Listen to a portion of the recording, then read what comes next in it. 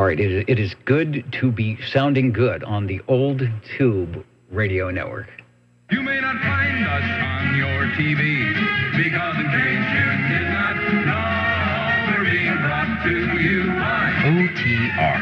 Brought to you by 27.085 megahertz. Brought to you by RADI. The Old Tube Radio Network. Or as some might say, the old tired tube radio network. Hello, everybody. The old tube radio network here at around 8 o'clock this evening on your CB radio somewhere, whether it's live at 27085 in the Central Valley or perhaps streaming at oldtuberadio.net on the audio side or the video side that I think is up and running on whatever YouTube thing that is. Hello, everybody, and hopefully you will be able to check in your radio of choice tonight, or perhaps maybe listen in for the radio check-ins. My name is Dennis Net Control. We'll be doing that here shortly after the directed net roll call. The Old Tube Radio Network doing this for, 36 years, I think, thanks to all of you taking time out of your Saturday evenings to join in and say hello and get a sound maybe of what Citizen Band Radio did sound like back in the 1960s and 1970s when it was the social media of the time. You'd turn on your television on Saturday evening, watch Ed Sullivan, and then head over to the side of the living room with the CB radio and chat with your friends. And that's what we'll be doing here tonight. So thanks for joining us.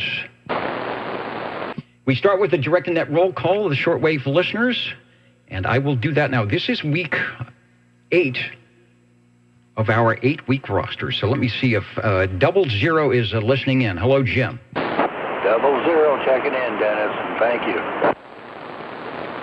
All right, and thank you. Getting us going and started off here for the last 8 weeks. Doing a great job. Thanks. Next, we have the virtual check-in for SWL number 1. Then SWL number 2, Mr. OBP, who I don't see out on the video site. He might be listening. I know a lot of people may be here and or there due to the holiday weekend, spring break, and all of that. So if you're not at your normal spot, but you are listening in, welcome to you. Got a proxy check-in for shortwave listener number 3. That's Rob, Mr. Lone Eagle. Over to SWL 4.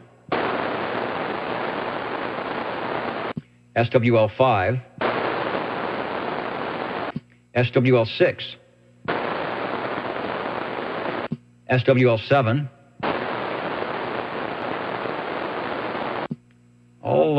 I'll wait. I think 7 may be in a little bit later. I'll give him a proxy if he doesn't check in.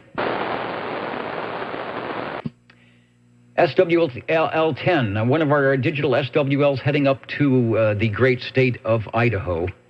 Chrissy, who is joining us on the video side tonight. Hello, Chrissy, and looks like all is well. Says you were cutting a bagel in half, and it looks like your finger got in the way.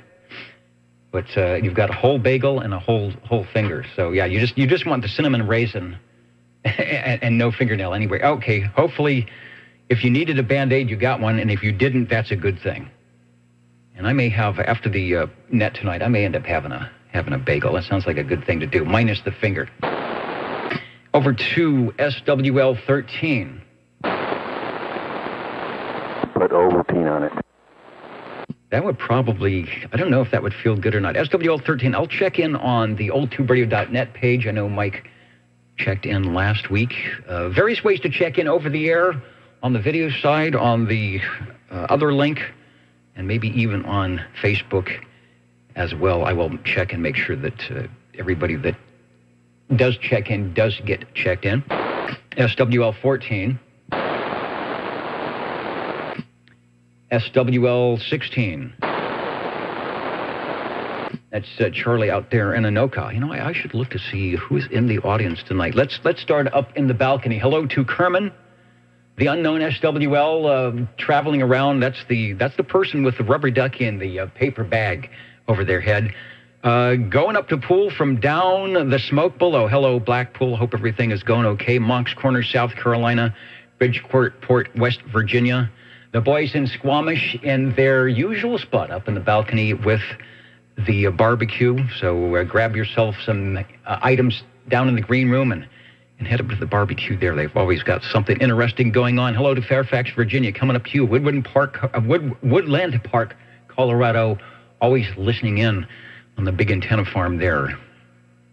And there is Anoka, Minnesota tonight. Down there in past the orchestra, down on the other side, fixing the footlights on the walkway, making sure that we have the walkway well lit for everybody carrying their popcorn back and forth. Thanks for that, Charlie. Let's see, Canby, Oregon, Dallas, Georgia, various stations in Fresno, right up here in the front with the cue cards tonight. Belfast, Maine, a.k.a. Derby, New York. Looking for SWL 17.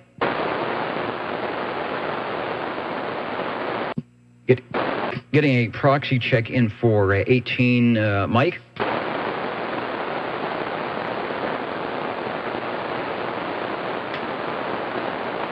And somehow I've managed to take my desk space that I normally use to check in and put mouses and keyers and everything else in the way. So the ergonomics of the shack tonight are not perfect, but we'll do it. SWL 19, Charlie, right up here in the front with the cue cards. Then we'll go over to SWL 20. Number 20 here, and if you can check in 29 and 54, I'd appreciate it, and we'll catch you later. Okay, radio's sounding good, and I will make sure that I get all those items of interest. Thanks. Coming up next, SWL 21, Mr. JT DD21, who tonight... Where's my page? What was on tonight? There was two parts. It threw me. There was part 1 and part 2. That's how you know something is good on YouTube, because there are 2 parts to it. When you're done with part 1, you got to watch part 2. How to talk on a CB radio or not on the Realistic 452, one of the classic radios tonight on Old Radio Night. Do I have a replay on that? Can we go back on the Wayback Machine and get... I always think I'm tuning in to Cape Canaveral, but this is actually Old Radio Night with the countdown coming through tonight. O2 Radio Network, it's time to start the show. O2 Radio Network, it's Saturday, don't you know? Your host tonight is Dennis. They'll check you in today. O2 Radio Network, you know Easter's on the way. It is. So turn off your political discussions. They must go away. O2 Radio Network is here to save the day. All right. 10-4, maybe he got a hold of that. I did get a hold of that. And the Old Tube Radio Network here is hopefully here to stay. At least the transmitter seems to be working. Thanks for the tunes. These are classic, special tunes for the Old Tube Radio Network that you will not hear anywhere else. A copyrighted feature, I guess, of the Old Tube Radio Network, thanks to the gang over at Old Radio Night. Check them out prior to this broadcast on the YouTube channel of Dirty Diaper 21. Thanks for checking in, JT, and the world's longest ground rod, typically keeping the band open in the Wasama swamps of South Carolina.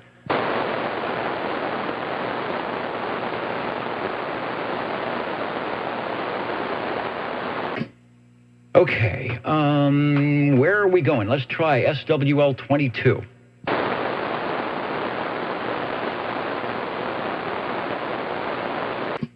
And then 23 Skidoo. I don't know. I think he may be helping the Easter Bunny out tonight. Not sure if he's around or not. I will keep an ear out and an eye out for Mitch and all the shenanigans that take place over on that side of town.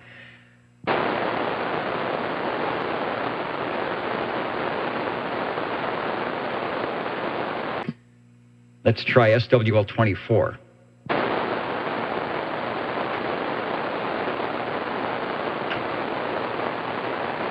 SWL 25. Hello, Dennis, 25, checking in. Man, are you in the mobile in front of my antenna? Roger, roger. All right, sounds like tonight. You are sounding good, and we've got you checked in. Over. Hey, thank you, Dennis.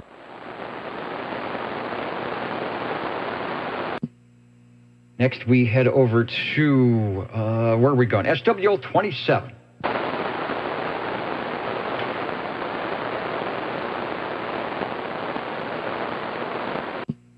And then over to SWL 28, to Gary over there in the our capital city here in California, up there in Sacramento, where long ago they discovered gold. I don't know what they discover in Sacramento these days, but Gary, I did see you in there somewhere, so I will get you, we'll get you checked in here on the Old Tube Radio Network tonight.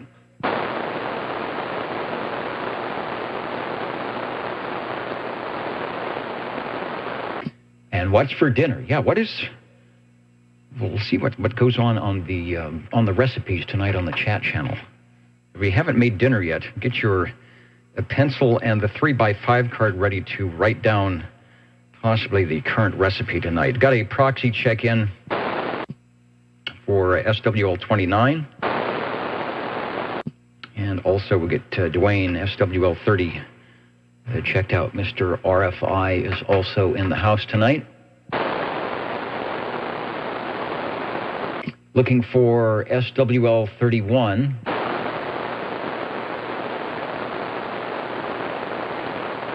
SWL 32. SWL 33. Myself, Bozo Control. Where is Bozo Control? Okay, he's back in there behind the camera here, giving Chet a hard time. He wants to help. Yeah, the cue cards go the other way, Bose. Yeah, the letters go up so I can see them. Let's try SWL 34.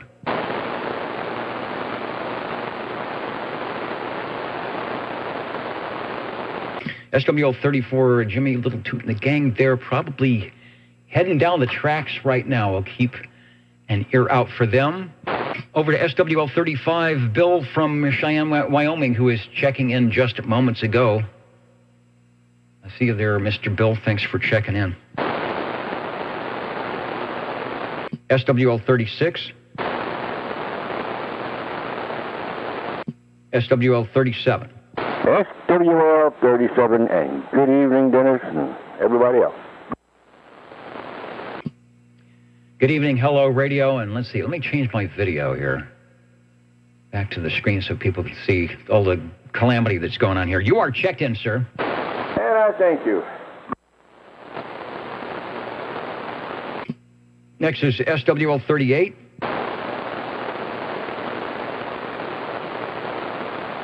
SWL 39.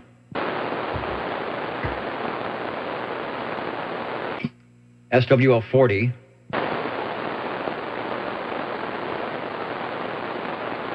SWL 41.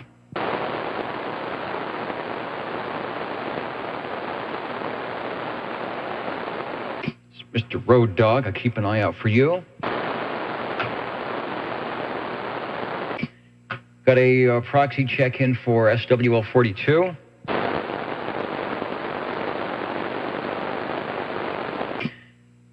SWL 43.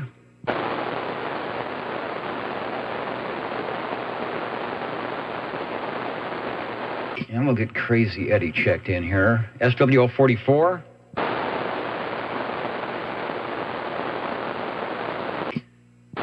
SWL 45. Nice night tonight, so far. 45.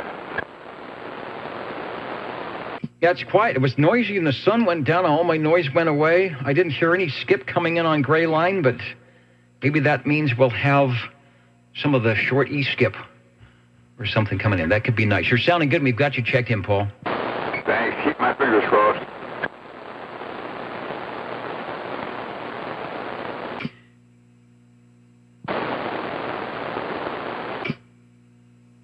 SWL 46. I'll get 7144 checked in from Chowchilla. He was sounding pretty good last night on the Ditchbank sideband net, SWL 74.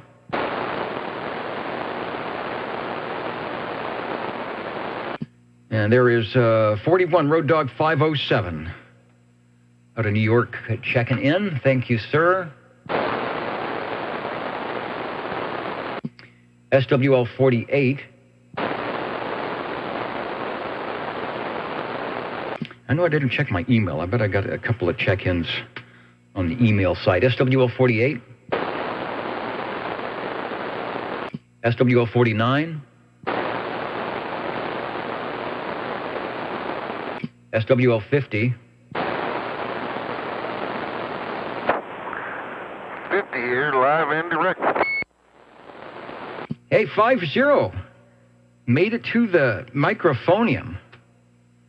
No, we've been missing you on the various on-air venues, so glad you could make this one over. Copy that. Been a little bit busy.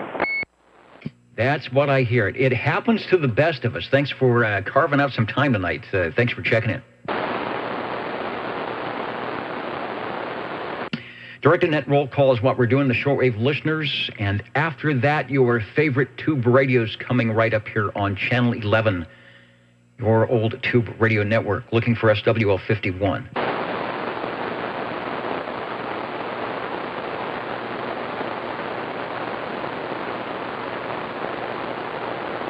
And I'll see. Sometimes Dave will check in if the noise is too bad over on some of the other items, which is a good deal. Hello to way up there in the balcony tonight, to our SWL from Germantown, Wisconsin. Head over to the Squamish Barbecue if you're up there. You will enjoy it.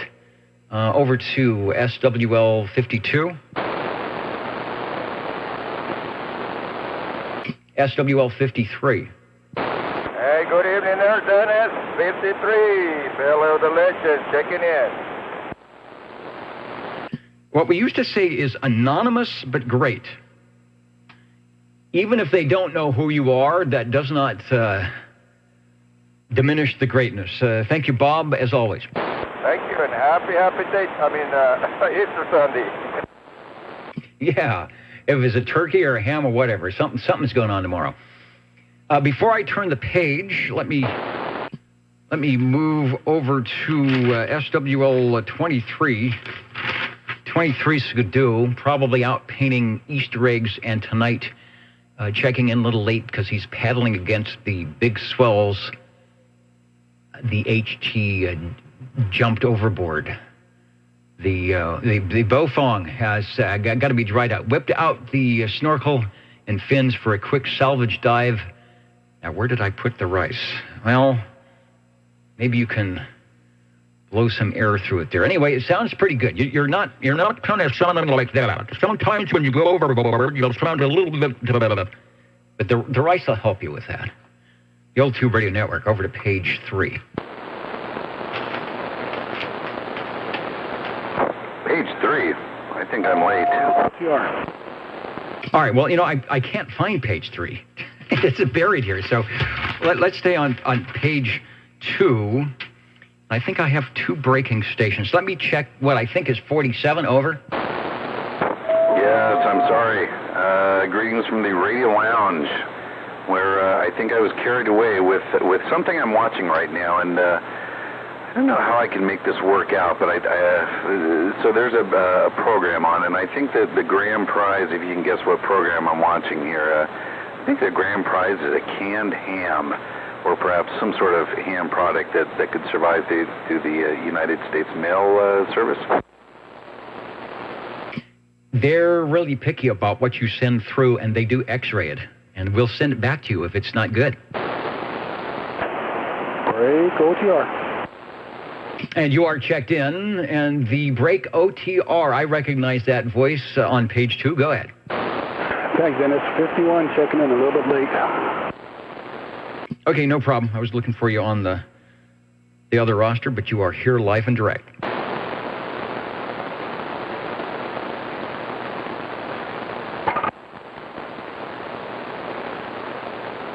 Did 27 get a better late than never check-in? You know, this is sort of the better late than never frequency. I'm still on that page. We'll go over to the top for 27. Top of page 2. Top of page 2, and I think I've got you checked in. KB6GFD. Hi, Dennis. Thank you very much. Number 27. All right, from the crossband, check in 27. So I think we picked up all the stragglers on page 2, and also the EchoLink, the 23 Skidoo courtesy EchoLink is up, and the node is posted on the video side. So those of you of EchoLink 354-870, I feel like I should have bingo here. That's the EchoLink node tonight. Now keep an eye out if you pop in and try and get you close to when you check in if you want to do that, or say something if we have time. So good deal. All right, now I think we're going to page 4. Page 3. AB6GF. I never remember if I ID'd or not. Speaking about page 3, we've got SWL54, Mr. Where'd my list go? It's way up here. Mr. Board Jammer checked in. And I got to do some fill-ins. We got 52, we got 53, we got 54. Then we went in and back and got 47. And then we went way back in and got 27. There's actually a little logging program that logs all this stuff in somewhere on Google that I can't remember how to get to. So it's probably 9,000 pages long now and taking up space somewhere. 54, Mr. Board Jammer's in. SWL 55. 55, checking in. And I need a proxy 65 too. Hey, good to hear you. We're getting all our favorite stations in tonight that we miss on some of the other items. All right, 55 is in. M&M up there near Shaver Lake, and I will also proxy in 65 as well. Thanks. Thank you. And then SWL 56. Good evening, Dennis and the net. 56, just for kicks. And my APRS, when it did the same thing last week, was up and it shut itself down. So I'm not sure if you're beaconing or not, and how fast you're going, and what your altitude is, but I hear you. I've checked you in, and that's good enough. Phil out there around Christmas Tree Lane and other items of interest. Let's head over to SWL 57. And I know 57 is in because I saw the beacon from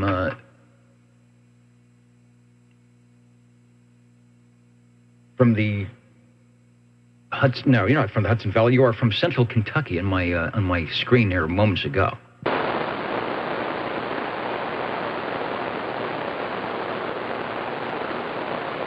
At least I thought I saw you. Sometimes you're there and it scrolls away. But anyway, 57, you are checked in. And make sure I don't miss anybody.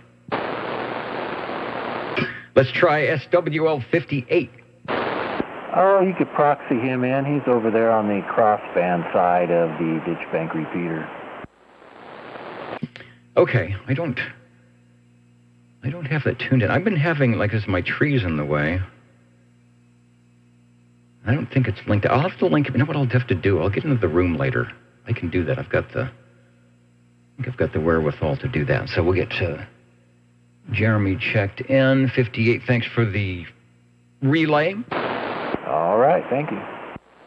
Yeah, that radio sounded good. Over to SWL 59. SWL 60. Thank you, Dennis. Evening time to the fellows out there, and everybody be safe. I know tomorrow's going to be a day for the kids and stuff, but everyone be safe. SWL 60 checking in on this Galaxy Saturn. All right. From outer space to right here in Midtown Fresno. Sounding good from the Saturn. The rings are doing it for you. I appreciate it, Dennis.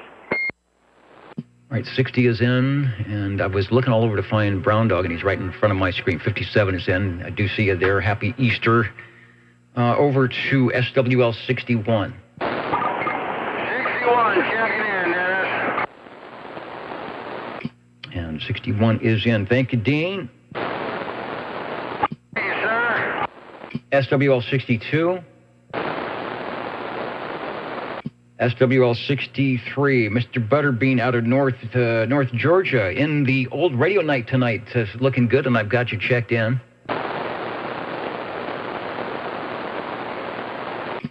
Over to SWL 64.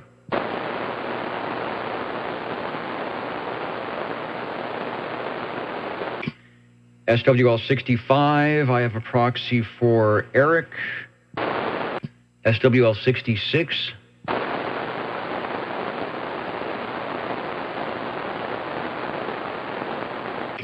SWL 67, that is Bill in Canby, Oregon, who is listening in tonight on some various form of universal media netweb going on.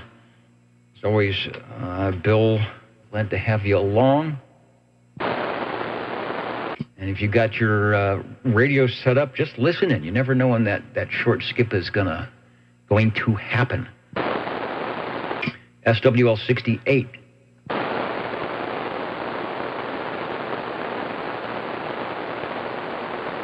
SWL 69, Kenny in Tulsa, who stopped by and watched the video last week and said hello to everyone.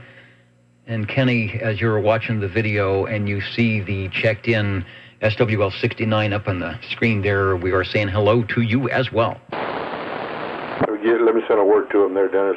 Kenny, it's Joe here in Fresno, buddy. We've been thinking about you. I was fixing to call you here today, but I was running late on paying some of the bills. Hey, happy Easter out there, and you and Marsha, God bless both of you. All right, good message, and he will, if he's not listening now, he will pick it up on the replay as he always does. Thanks, Dennis.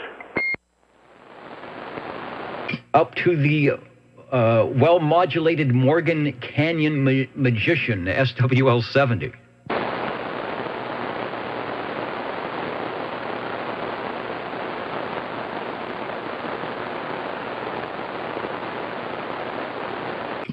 And, let's try this. Do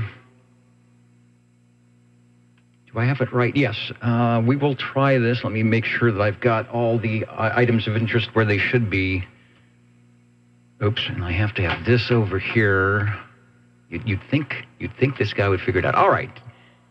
We've got KB6 GFT, and we are looking for Stan, SWL 71, over.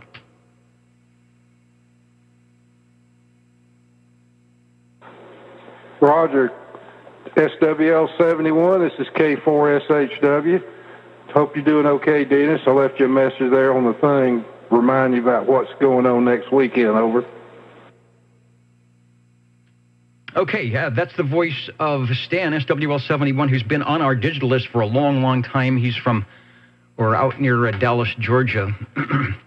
And he says this week is the Georgia QSO party. Listen for me. It plans to be on at some point. Okay, I will do that. And I'm assuming it's also running tomorrow. Is that correct on my transmitting? Yes, I am. Let me get to the other screen here. that should be also on tomorrow. Over.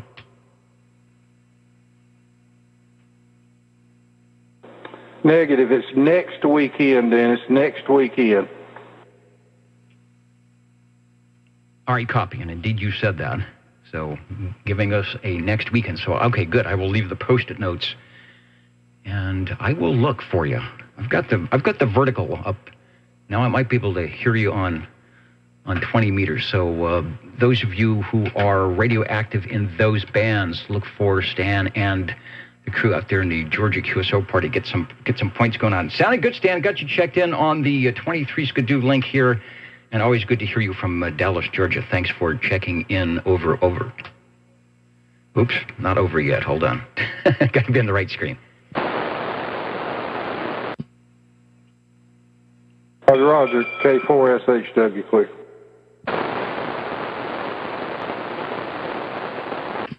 Via the EchoLink link. I think I did that without too much fires going on here. Thanks, Stan, for the effort there to get on the EchoLink. Always good to hear voices that we cannot hear because of the propagation conditions. Stan has been listening and providing us information for a long time. That's good. Let's go over to SWL 72.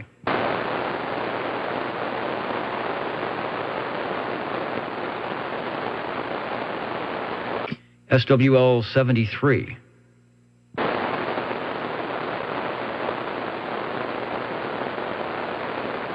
SWL 74. I'm going to proxy in 74. Or no, I'm going to give a check-in for 74. Because 25 was out in the Radio Shack tonight, so in 74 can't be too far behind. Let's try SWL 75. SWL 77. Good evening, Dennis, and all the listeners. And Dennis, you're doing a great job at multitasking as usual. And 77 on the good old tower, power out of the Tower District. Waving a hand, checking it. And sounding good. I'd have to do a little contortions here on the video, but it seems my bad ergonomics, I can still find sometimes the right controls to press. And the fact that you're actually talking to me is a good thing. I must be on the right venue here. Thanks for checking in.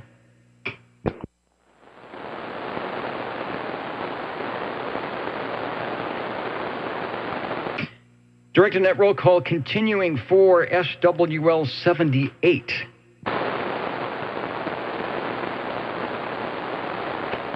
Up there in Wildemar. I'll have to check see if Wildemar is listening in just yet. There's a station that we have heard over the airwaves as well.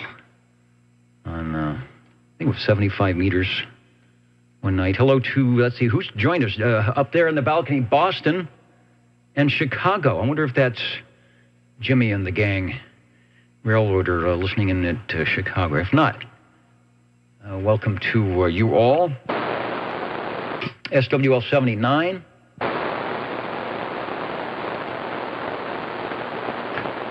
SWL 80.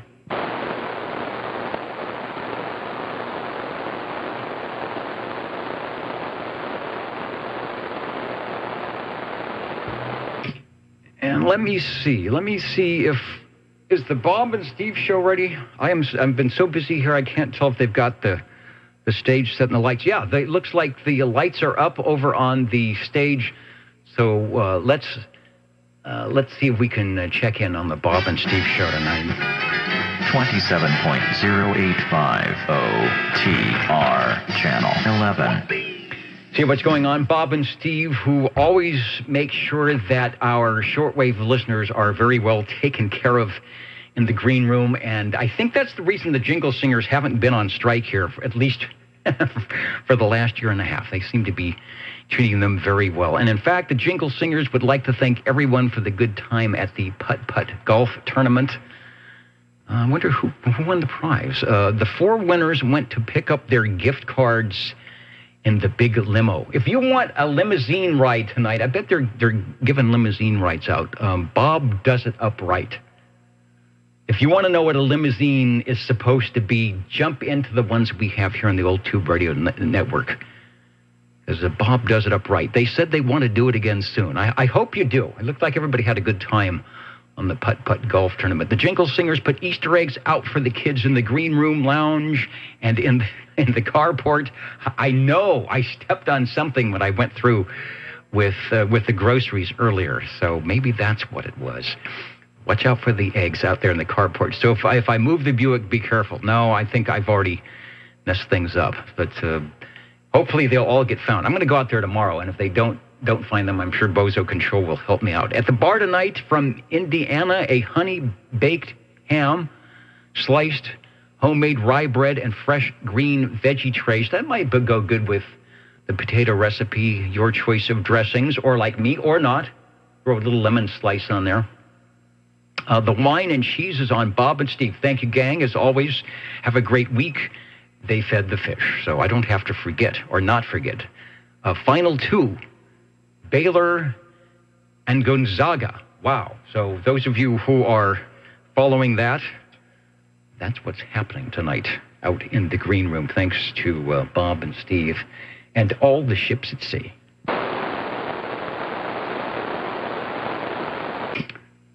Letting the transmitter cool off after that one. SWL 81, Steve Areno in the very secret location. He's got one of those stealthy antennas. I don't know if he's got an attic antenna or if he's got was it a CCD or CCR? It's one of those antennas where you connect all the resistors together and run it up under the eaves of the house. He might even be doing a magnetic loop to get into the Old Tube Radio Network tonight. But Steve Areno, we've got you checked in.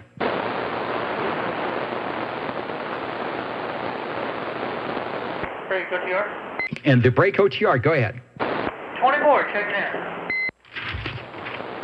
in. Okay, I paused. I was hearing voices way out there, and of course, Joe, you sound good as always. So, in fact, the microphone is sounding 100%. So you must have got the battery in where it goes. We got you checked in. No, unfortunately, I'm in the mobile. You're in the mobile. It sounds good. It sounds good. The audio is good and the signal is good. All right. Well, drive safely, or if you're not driving, make sure you close the door. 42, yeah. Doing some other work today. Yeah, around here in these parts, you got to make sure not only do you close the door, you got to lock the door too. All right, direct net roll call. We were heading over to, where are we going? Oh, Ron is saying, yeah, it's me. He's pointing. I see him out in the ditch banks. SWL 82.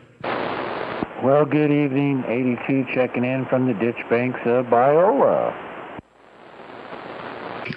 And we've got you checked in. While we're talking about the ditch banks, let it not go unsaid that if you are around on Friday evenings at 8 p.m. Pacific Daylight Time, and you happen to have a radio that does the lower side of channel 365, drop by, won't you, for the Ditch Banks sideband net hosted by this guy. That's your cue to say something wrong.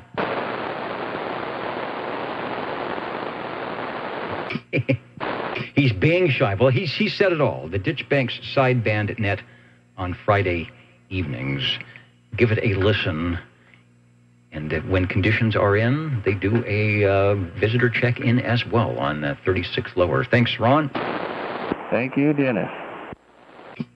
Okay, SWL 83. I think I saw a note somewhere saying that Epimetheus needed to be checked in, as he might be under the weather or whatever. But hello to out there in Colorado, if you are listening in 83 or watching the playback.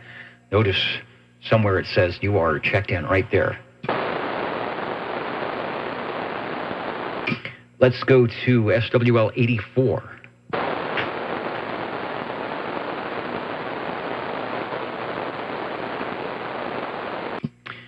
And I will get Jerry and all the gang over there checked in. SWL 85.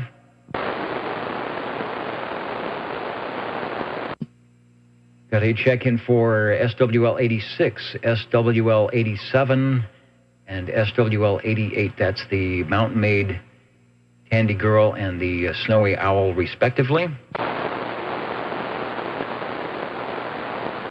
And then SWL 89.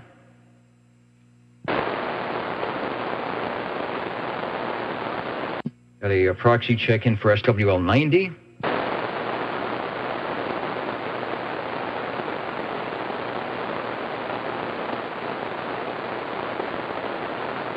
Waiting for my log to catch up here. The digital log is way behind for some reason. I hope the internet feed isn't lagging. That takes us to SWL 91. Felix, whose voice we heard through the magic of the EchoLink last week, doing our maiden voyage. Thanks, Felix, for testing that out. And he is right there on the video tonight saying hello to all with the big check-in check box in the square. Felix, we've got you checked in.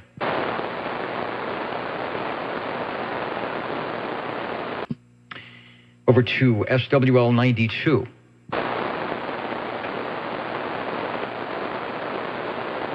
SWL 93. Go ahead and check in, Louis.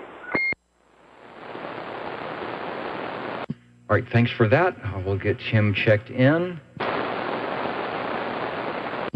And then we go to, boy, right in my screen, somebody is the fastest mouse in the west there. Warthog 95, or in the southeast, perhaps. SWL 95. I've got you out there in Orlando. Sounding good. I was listening to the band was good tonight. Just earlier on. We hear anything? Oops, that's 40 meters. I was listening to Mal. Mexico. W4CL out of Hollywood. Echo Tango Tango 157 157. Name is Ken. Kilo Echo November in Colorado. So Colorado's coming in on 40 meters. You are my number 10 10. My name is Kim. Kilowatt India Mike. That's Just it. like the call. 72 State of Washington. 15. Washington's. Signal, Kim. 73. Thanks. QRZ contest from Kilowatt 7 Italy. So the band is still not super long tonight on 40 meters. So thanks, 95. We got you checked in. A contest going on tonight. Every night, right? Every weekend night. Let me go to SWL 96. Let's go local here out to somewhere around Kerman, I think, SWL 96.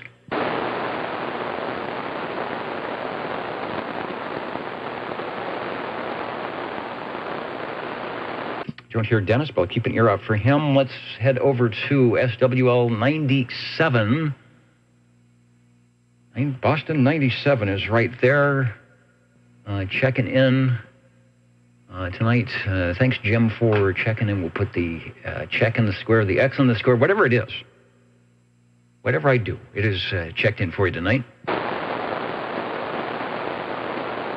And it looks like the ingredients for the old tube radio, well, I call it the old tube radio, but it is Chrissy's famous potato recipe are going to be showing up on the video chat tonight. So that means they should be archived as well, which is a good thing. SWL 98.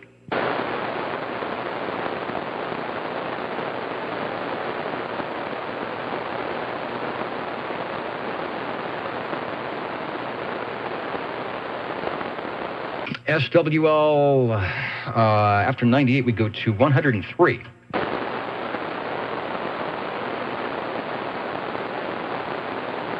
And then over to 109.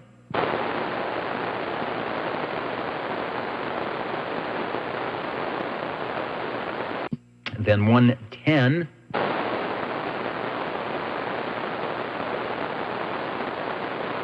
It was nice to hear 5150 last week. Let's try 111. He was in there earlier, but was having noise. Hello, SWL 111. Hello, Robert. Over.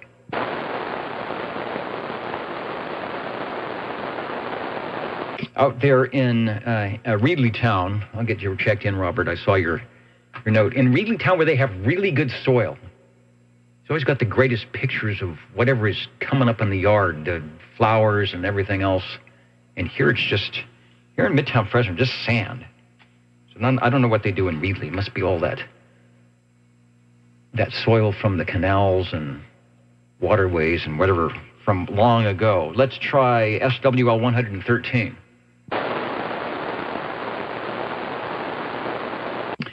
SWL 114. 114 checking in.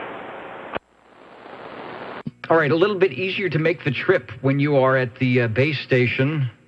We got you checked in last week, and then we heard the check-ins. I think on Friday you checked in as well, and they actually heard you out of where, I don't know where you were, but you were far away, doing a great job on your portable setup there. So it's probably good to be back in the saddle. Thanks for checking in.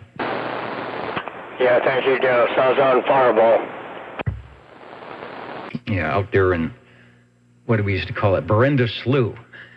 Something like that. All right, you sounded good anyway from the home base. Kenmore, thank you for the check-in. Okay, let me go back to the other list. I want to say hello to some other stations here tonight. Needlebender 2811 waving from Sacktown up the road a piece. Marty Jones from New York, right on top of MacArthur Airport or somewhere near there. Hello to North Charleston, who is in tonight on the video side.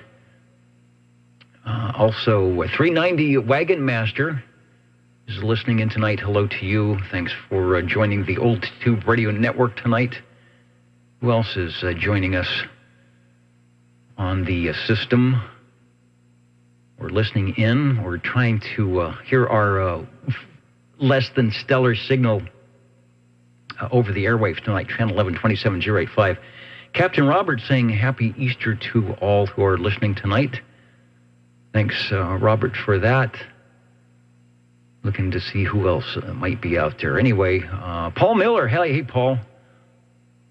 On OTR 700 Weed Killer, who is also on the old radio tonight. I believe he is out in Ohio. CE is checked in. And Phil is also out there. Old-timey radio station. Hello there. Hope you are doing some old-timey radio stuff like we are here. Maybe you do some of the broadcast old-timey things. Maybe you got one of those Zenith floor consoles with the magic eye and the shutter dial. Cool stuff. All right, let's continue the roll call. The radios are just down the road a piece here, so stay tuned for that. Looking for SWL 128. That is, if I can find him, John. John is on 128 from Fairfax, Virginia. Thanks for checking in. Over to SWL 131. SWL 133. Good evening, Dennis. 133. All right, thanks, Dave, up there Northwest Fresno, for being patient with net control as he slogs his way up the list. Next, we've got SWL 135. Hello there, one and all. Happy Easter, everybody, pretty soon. This is SWL 135, and the Easter Bunny saying Happy Easter, everybody. All right, another old tube radio tradition here, like the green radios and the Bach Easter Bunny on the CB type radio. I hear you, and I'll give you a check-in, and the bunny gets a little X, and I'll draw, let's see, I can draw some ears on that X as well.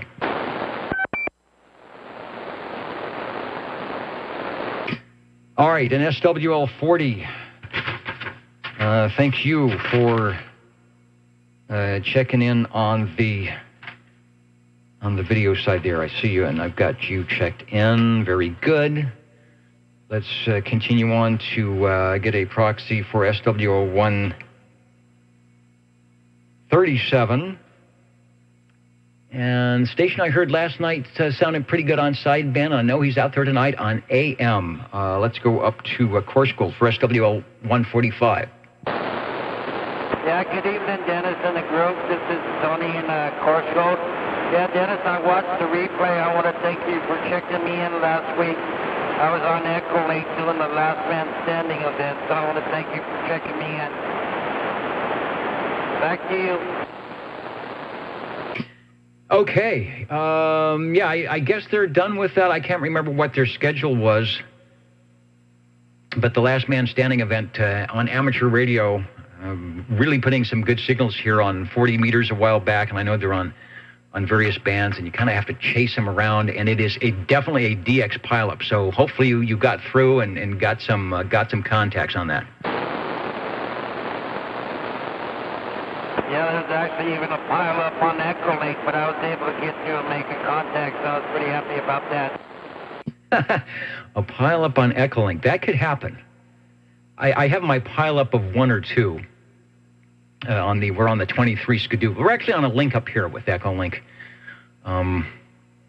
If you look for whatever that node number was that I didn't write down, but it's in my chart here. I will give it again for anybody who wants to do that. All right, you're sounding good, and congratulations on jumping in on the Last Man Standing. That'll be something to put up on the radio wall.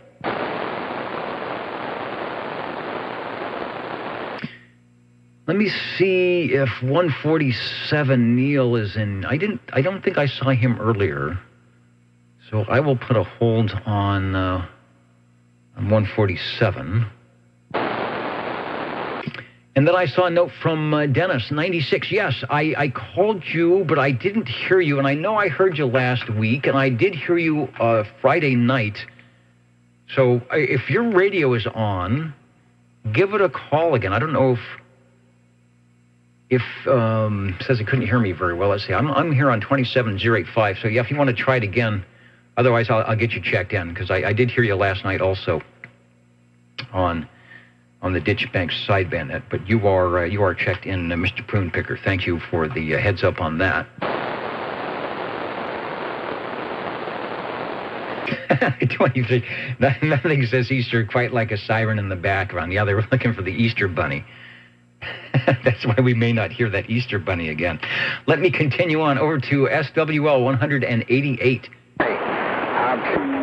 Evening time, Dennis. Evening time to all the SWLs. 188, Snow Beast Jr. checking in. Right now. All right, 188, hang on when you're sounding good. And 96, hello, Prune Picker out there in Kerman. You are sounding good through the radio. Over, back to you, Dennis.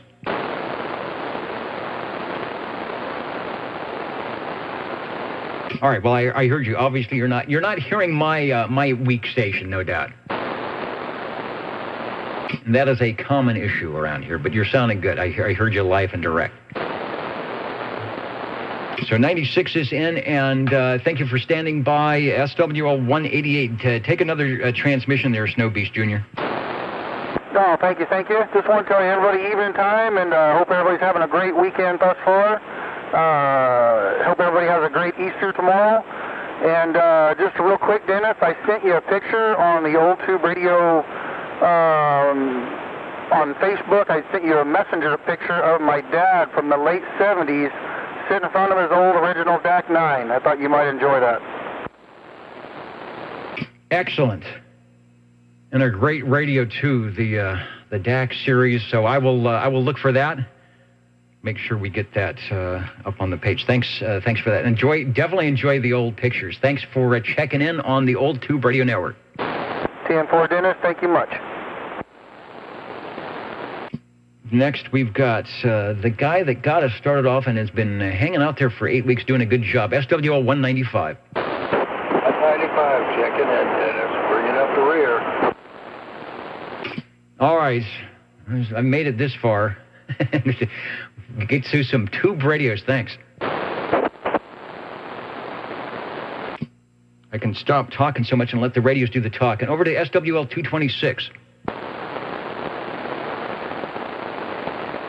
That is Jeff. I'll get him checked in because I heard him last night on the ditch banks. And is there anybody else who I've missed or you just got in, I am listening now here on the Old Tube Radio Network. Over, over.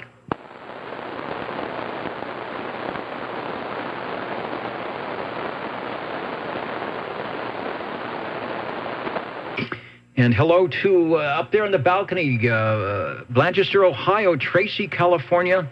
If you make your way down, grab something from the Squamish, BC barbecue up there on the balcony and head your way down the stairs, the elevator, into the green room tonight. All sorts of stuff going on. We've got the Easter egg hunt, rides in the limousine, good stuff happening on the Old Tube Radio, and the best is yet to come with your Tube Radios. Stand by as I will gear up for the Tube Radios and be back in a moment on your Old Tube Radio Network.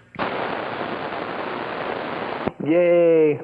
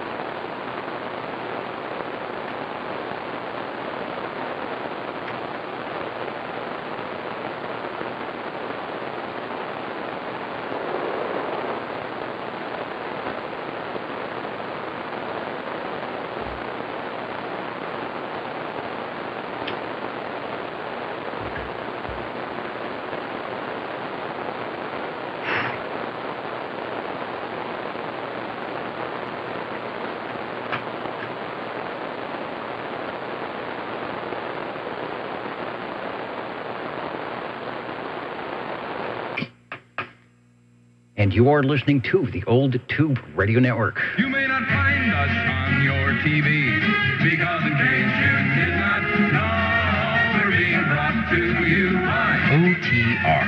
Brought to you by 27.085 megahertz. Brought to you by RADI. The Old Tube Radio Network. Man, I can't believe it. Right on time here at 9 o'clock, the Old Tube Radio Network. Sounding a little bit funky on the airwaves tonight, but we are trying our best. There we go. Might get rid of that audio. Let's bring, who do I want? I'll bring that one up. And you are listening to the Old Tube Radio Network in our 36th year or something like that for Tube Radios, the classic Tube Radios. We appreciate our Tube Radio operators who have taken the time and the expense and the effort to check in. It's a fun thing. You don't ever have to have any type of numbers. We're not a club. We're just a voluntary association of people that gather on this frequency. So if you ever find yourself in front of a tube radio and you are in the sound of the voice of the Old Tube Radio Network, please stop by, break in, and check it in. Won't you, as they say on the air. What else is coming up? The radios. I've got the Old Tube Radio list. I've signed in for April 3rd, 2021. And, oh, yes, our sponsor tonight, the secret pen that will go into the Old Tube Radio Pocket Protector tonight, courtesy of Scotty's Service, AM, FM, CB, Paging and Communications Systems, from Anderson, Indiana, East 6th Street. On East 6th Street, wherever that is in Anderson, Indiana. Here's the very nice, it's actually a pen with one of those erasers on it. Scotty's Service, AM, FM, CB, Paging, Communication Systems in Anderson. I like how the gold picks up the light into the pocket protector. And with that, I will say the Old Tube Radio Network is listening for your radio check-ins. 135, 135. 25. All right, let me give the ones I have, and then we'll see who's there. We will get everybody that wants to check in tonight. Let's see. In order, step up. I heard 45. So, Paul, step up into the air chair. We will be right with you. Then I heard Mr. Green Arrow. You will be radio number 2. Let me write that in.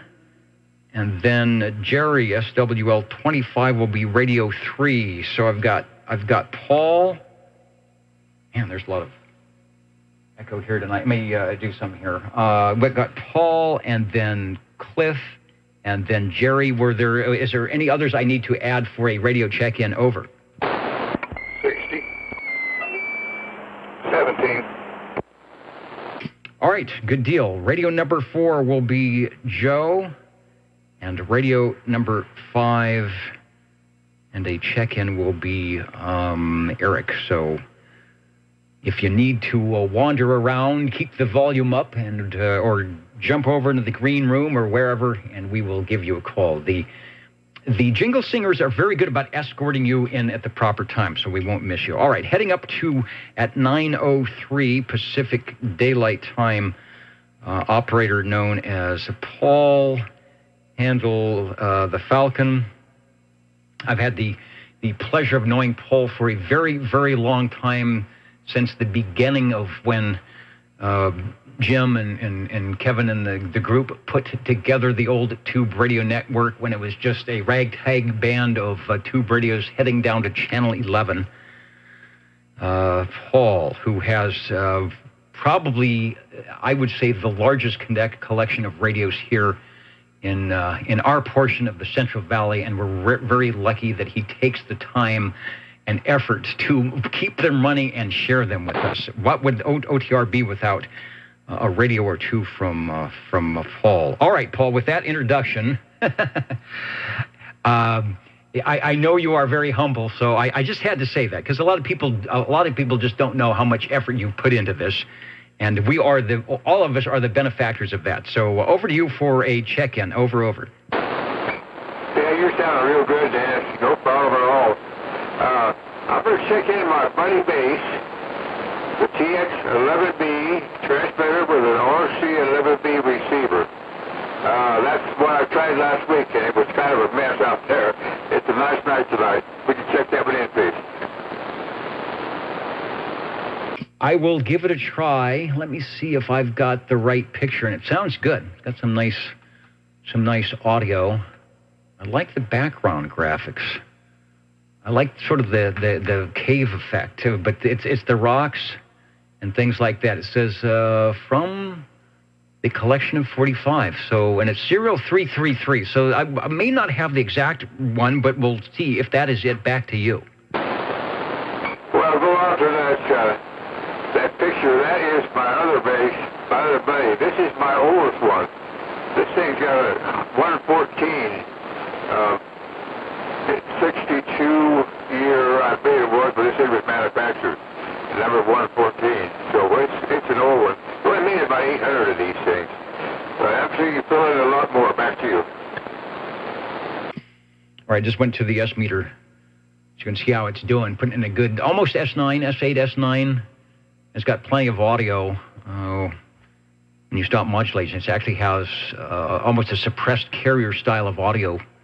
Makes the item sound loud. Three-piece radio here, similar to the Browning with the transmitter receiver, but they took the speaker and the on-the-air light, made a separate unit for that, which is pretty cool. Rivaling the on-the-air light that JTDD21 uses during old radio night. Give us another transmission. And I like the way they have the illuminated meters. It looks like it'd be easy to change those light bulbs because they're on the outside. Okay, we'll get back to that. But I'm just talking about the archives. I listened to them, and the microphone didn't sound real good on it, so I put a different mic on it. I got a 200-plus surround thing now. I hope it sounded better. I'll listen to it on the archives again. Thank goodness you got those things going. Anyway, I'm just flipping all over down here, so I hope you heard me all right. Back to you. I hear you good. Now, the audio has an artifact to it because it's a suppressed carrier, so you're sort of, your audio, your voice comes in and out of the noise. So that may be what you're hearing when you hear the playback.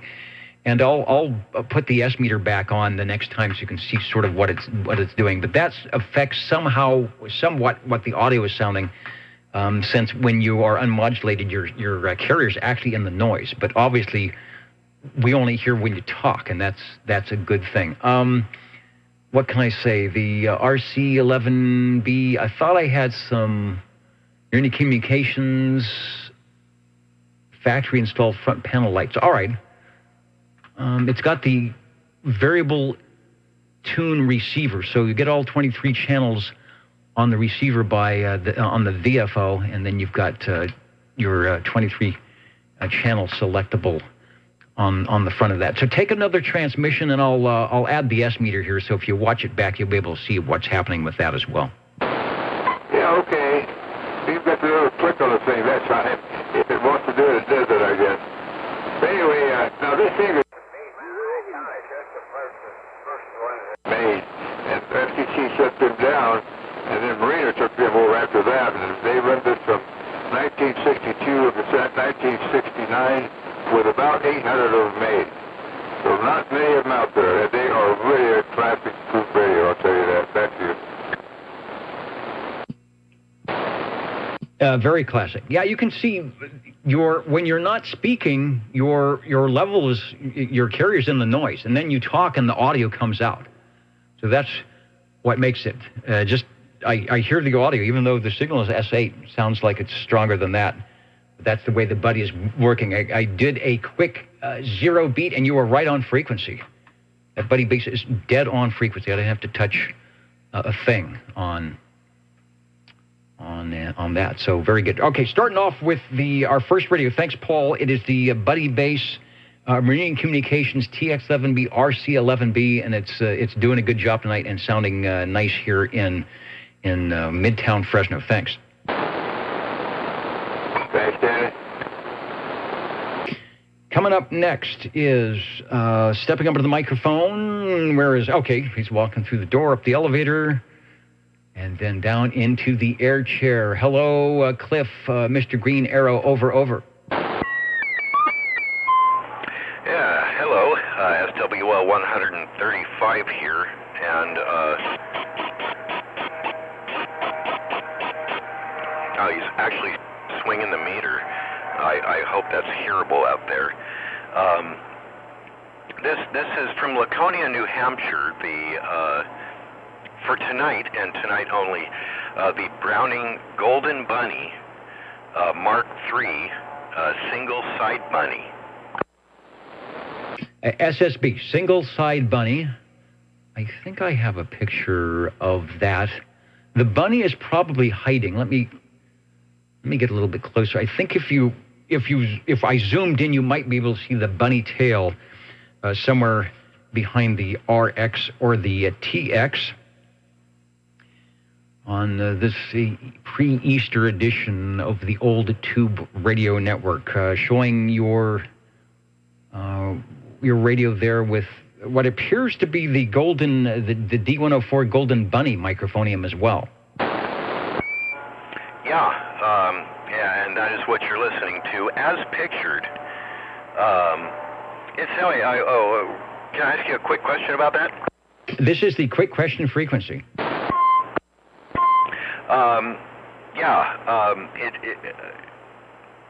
That's my picture of my radio. Why does it say advertisement on it? You know, that it used to say that, and then when they swapped the pages to the Old Tube Radio CB network, somehow that got put on there, and that is, I agree, that is not correct. Although I think that is probably, your picture is probably better than any advertisement that I've ever seen for Browning, but somehow things changed when they swapped the pages around. So what I'll do, let me just get rid of that, at least on the video side. We'll get a little bit closer picture. And you need to keep the Easter Bunny under wraps. It sounds like they're searching for the Easter Bunny over there.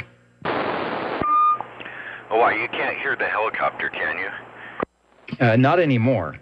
Oh, you will. There he is again. Yeah, we got the helicopters circling around here. Do I have the mic too close, too far away? No, you're perfect on the microphonium. Okay, one thing I wanted to be able to hear on the archives. Can I beg your indulgence and swap microphones just as quickly as I can? I want to put the original Browning banana mic on here so that I can hear what it sounds like. Yes, go ahead and do the swap right now while I chatter a little bit. I have a question to ask you about the radio that came up on one of the Facebook pages, and we'll see if we can hear Fresno's finest aircraft when you return with the different microphonium. Over. That's called a ghetto bird. Yeah, usually it's flying around our neighborhood.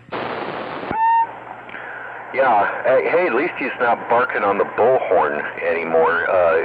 He was reading chapter and verse on that bullhorn just a couple of minutes ago. I've never heard anybody so chatty.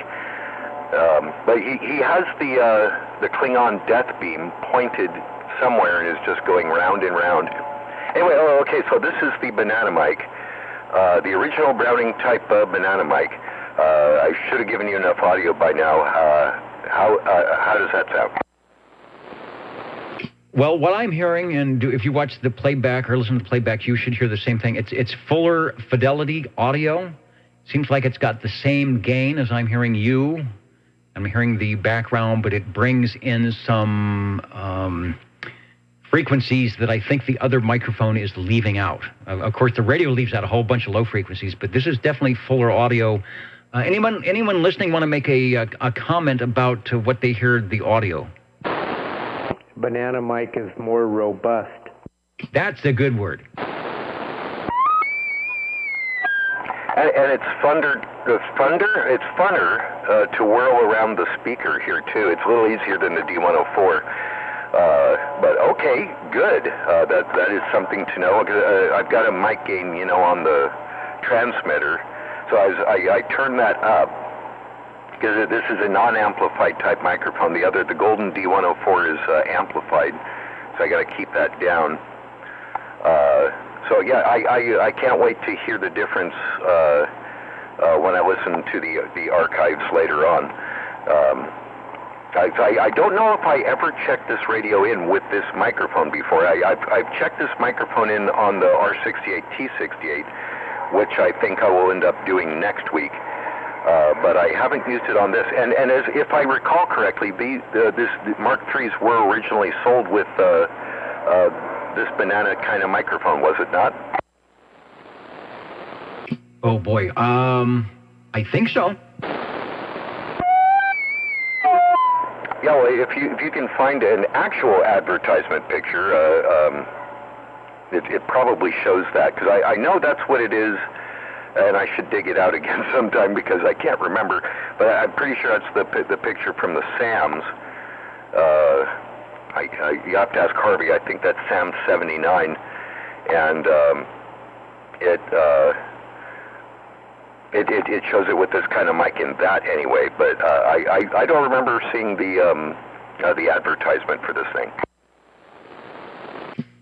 Yeah, it's still the same picture. There's another what happened to my audio here? There's another picture up as well, and so when something got swapped, it changed. I have no idea how that can happen. I didn't think that would be able to happen, but I will inquire. But I don't know if I can fix it because I don't have control. I don't have control of that stuff. But the picture is still there, and that's the one we like to use. And it gets a lot of comments. In fact, it did. Before I let you go and we pick up Jerry and some other items here, there is a knob. Let me go to the extreme close-up. And your picture came up on one of the Facebook, this picture came up on one of the Facebook groups, and someone was inquiring about the knob that is labeled SWR on the transmitter. Do you know anything about that? Can you tell us about that? Or is it just one of those things, when you got the radio, it was there? Wow, that was pretty strange. Definitely has a stranger ping with this microphone. Yeah, see, that's one thing that definitely proves it's not an advertisement picture. That and the gouge near the channel window on the transmitter. Yeah, you're talking about the knob, which has been changed incidentally. On the lower left, it's right next to the microphone jack here on the transmitter. Used to be one of the many things that Harvey did while performing major surgery is we straightened all that stuff out. That was an addition. So somebody originally had this thing all kinds of crazy-fied. I think to get on 40 channels or something like that. And so the normal SWR knob is the second knob from the right on the transmitter. That is once again the SWR knob. And since we have this hole here, this unnecessary new SWR knob on the lower left, we decided to put the mic gain control there. And this time we used a real honest-to-goodness Mark III knob, so it doesn't look like that anymore. I hope that answers the questions. Okay, so it was an addition that shouldn't have been there. When Harvey and you guys went over the radio, you said there's already an SWR in it that works just fine. Why did they do that? But now there's a hole in it, and the radio has been, I'll say, defaced, but it still looks pretty good. So what can we do to make it make sense? So you somehow added a mic gain, which typically wasn't even on an Eagle at all. So that's actually probably if you're going to have a knob that shouldn't be there, that makes a little more sense. Yeah, for sure. Another thing that was changed is there was no on-off knob. There is now. Harvey brought over an on-off switch, and we reattached that. So as it's pictured, that the on-off knob, more or less in the middle of the transmitter, was actually the bias adjustment, which is now, he returned it to the back of the radio where it belongs. That's another thing that you hate running into and messing with and having to mess with every time you do the radio. I don't know why they did all these things, but Harvey basically, like, remember last time I was telling you, there was a lot of major surgery on this thing, and that's what it was all about. The guy, originally this was Loner's. Remember, is it 29? This was Loner's Mark III, and it is now in my prized possession, but evidently he had it really severely altered. 37. Yes, this is the severely altered frequency. Boy, I'm surprised he could figure all that out, but it's working well. You know, the more I'm listening on the headphoniums to the banana microphone. It definitely is sounding good. It's got some let's see, what is the word? Robust, the R word. There's some robust audio. So I think that is the microphonium that you will want to continue using, but you will be able to decide when you watch the archives. All right, I will continue on. Radio number 2, the Browning Golden Eagle Mark III SSB with some unmodifications, modified. It's sounding good. The Easter Bunny, I don't know what the Easter Bunny did over there, but they are just not letting you get out. So why don't you go find shelter for the bun, and maybe Fresno's helicopters will leave you alone over there. Back to you for transmission. Thanks for bringing it by and for the explanation on the Old Tube Radio Network. Okay, well, that's something to know, and I guess I'm holding it about right, too. I'm holding it about 8 inches from my mouth. I could get right up on it like that if it helps. So thanks for all the testing, and yes, I guess we could call it the unmodified, the anti-modifications, I don't know, version of this radio. Harvey did an amazing job on it. Everything, still seems to be right on frequency, and it's putting out good power and modulation and all that. So again, thank you for letting me check all this stuff out. So for me, SWR 135 and the Easter Bunny,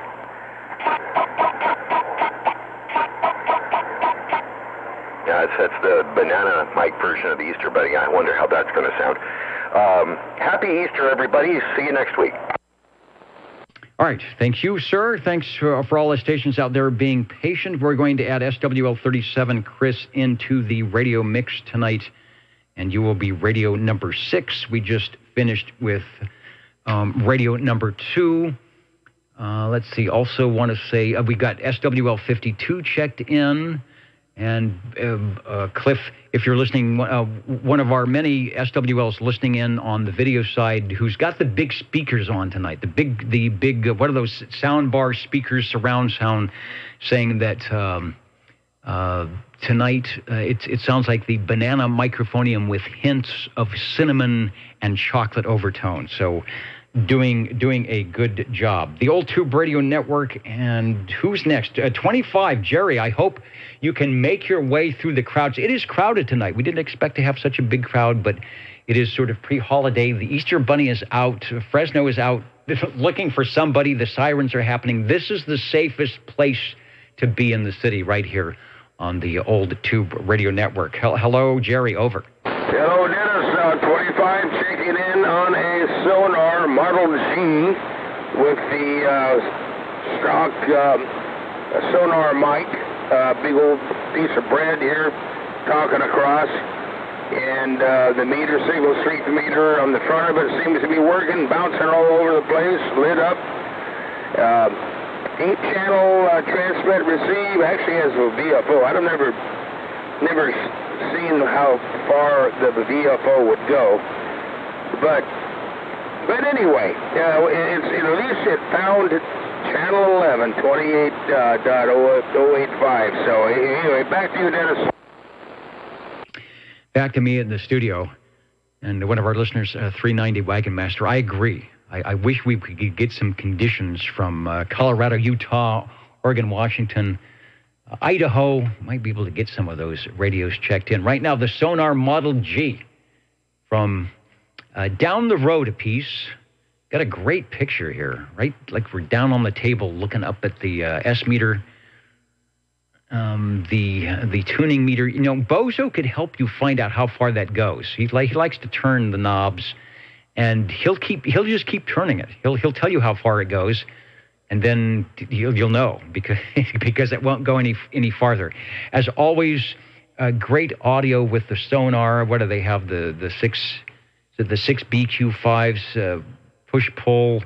Anyway, Sonar is known for great audio, and you are proving that with your transmission. Over.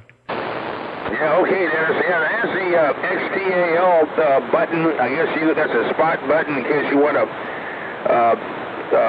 go from crystal controlled receive over to the VFO, and then you can kind of spot check where you want to go. But you have to have obviously have the corresponding transmit crystal. This particular radio has Channel 19, Channel 1, Channel 3, Channel 11, of course, Channel 13, 14, 16, and Channel 23. Those are the crystals that are installed on this particular radio. Anyway, I know there's a whole bunch. I heard Chris in there, Eric in there, and then, boy, everyone sounded good, so I don't want to take up too much time, Dennis. Anyway, thanks for checking in then. Looking good, sounding good on the headphoniums here tonight. And I just want to confirm that you are using the stock microphonium with that? Roger. The stock sonar, big old piece of bread, piece of toast, or whatever you used to call it, stock microphone. Anyway, back to you. Yeah, I don't know if I heard that from JT or Crazy Bob calling the piece of toast. This looks like this giant microphone, but the transducer is transducing your voice quite well, and some of the SWL saying, yeah, he sounds great. And indeed, they do not lie. You sound perfect for radio number 3 on the old Tube Radio Network tonight, logging you in at about 9:18 when we started on the Sonar Model G. Thanks for bringing it by. Thanks, Dennis. You're listening to the old Tube Radio Network. We are here in Central California. Coming up to the air chair now should be Joe, Mr. Hustler, making his way in from the green room. And this is something we do on Saturday evenings, a get-on-the-air night, a gathering of the classic glow-in-the-dark tube radios and the shortwave listeners, very similar to what you might do or what you've done before if you go down to the corner hamburger stand on a Friday evening and look at the great old cars from the 50s and 60s. This is what we're doing, is checking out the old radios tonight. Radio number 4 at 9:27. I hope you are still with us, Joe. Over. Thank you, Dennis. I'd like to check in my 10 tube. This is a Johnson Messenger 223 with the original desk mic, well-lit radio, 10 tubes. Nothing fancy, just a very durable and fun radio. You said it all. Durable, fun. Doesn't have to be fancy, but, back in 1969, 70, 71, when these radios came out, morphed from the Johnson Viking Messenger 2, the 223, where they put it in the base station format with a bigger cabinet, added 23 channels and an S meter. This was actually a pretty fancy radio. A lot of people were wanting to trade up their little 3-channel, 6-channel radios to get one of these from E.F. Johnson, and many of them did. And you have one now, and we are sharing it with I guess, everybody here on the old Tube Radio Network. Give us another transmission. It is sounding good. Thank you much, Dennis, and I do appreciate it. Nothing, like I say, nothing fancy. No jacks for headphones or no lights for modulation lights. Just something I guess a family would gather around and kind of like in the old days, turn the radio on and listen to some music or something. Well, this kind of reminds me of that, except this is a CB radio. But I appreciate it, Dennis, for letting me check in my Johnson Messenger 223. Yeah, it was a fun thing to do. When these radios were out in 1970, remember, obviously, even on a telephone, raise your hand. How many of you in 1970 remember having what was called a party line, where you were sharing your phone with the neighbors? And if you called outside of your message area, you got charged. You wanted to call grandma, it's 25 miles away, you would get charged with that. But, once you paid for this radio, there was never a bill coming in at the end of the month. So always good to talk to your neighbors, people, 5, 10, 15, 20, 50 miles away maybe, on the CB radio in the evenings or whenever. Or if you used it like the FCC wanted you to, you were talking to your license, base 1 to number 2, and it was using for business, you did that. Or maybe you were just calling into your husband on the way home saying, hey, stop by and pick up some, I got this great recipe for potatoes. The only thing is I don't have any potatoes. So you would call in and, KEO 849 base to Unit 2. Unit 2 would pick up some potatoes and be on its way. Joe, you're sounding good. Back to you for a quick transmission. You are Radio 4. Thanks for being patient with us tonight. We always enjoy adding another radio to the list. Back to you. Thank you much, Dennis. Doggone it, we had to make our way through the wiring and the cables and everything else, and I believe she's warm enough to transmit, so, hey, appreciate you letting me check it in. We'll let the next radio go. 11-2, check it in here at the bottom of the hour, the old Tube Radio Network, and then 9:30. Let me see. It is hard. There are so many people in tonight, and the roads are clear. While the powers that be are all up in the north end of town fighting the Easter Bunny, we have clear roads here, and I'm looking out the window, and they are lined up. They are lined up for the limo rides tonight. So they're taking 8 or 9 at a time. They got the big limo out there tonight. They're having 8 or 9 people in there. Mashed up? Yeah, okay. Everybody's being safe. Radio number 5 would be Eric, SWL17. Eric, I hope you are still hanging out with us tonight as we are looking for you and your radio right now. Over. Yes, Dennis, I am here, and I have a new addition to the radio group here. Starting with the banana type microphonium going into the Eagle S23, listening to everybody on the R27 Browning radio. I finally got the banana type microphonium, and I hope it sounds okay. It sounds good. As you probably heard earlier, we were doing some comparisons, and so far, at least on Cliff's radio, the Browning microphone definitely had the advantage. And your radio is not much different in the fact that I'm getting plenty of audio and it sounds good. So I think the addition is a good thing. Over. Well, that's good news to hear, and it's nice to hear all the radios going tonight, and we'll let it keep going. Thanks, Dennis. All right, the Browning Eagle R27 is the receiver unit. The S23 is the sending unit on the photo that we are showing with that radio. Let me bring it up. The transmitter's on the top. The side to that is the 180 business band amplifier, and below that is the R27 receiver. A little information, 1964 to 1966. So this got a good 18-month, 24-month run on the Eagle. There was a Series 1 and the Series 2. The Series 2 had some differences in the larger meters, neon modulation indicator, and the lighted on the air light. And if you go to oldtuberadio.com, there is an operator's manual that says that you can click on and perhaps download. Also getting you checked in on the SWL side. Thank you, Eric.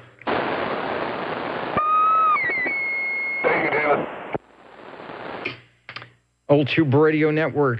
I was going to pause for the jingle singers here, but they are not even, I don't know what they're doing. They're doing the Easter egg hunt. It's just kind of chaos out here tonight. I mean, it's a good chaos. From the balcony to the green room to right here at the air chair. Having fun here on the Old Tube Radio Network. Let's try Chris, SWL37. Did I mention you don't have to have any numbers? You don't ever have to have even heard of the Old Tube Radio Network. But if you've got an old radio, we want to hear it. If you're hearing the sound of my voice from Colorado, Utah, Arizona, Nevada, Northern California, and it just kind of wafts in on Channel 11, give us a call. Break in.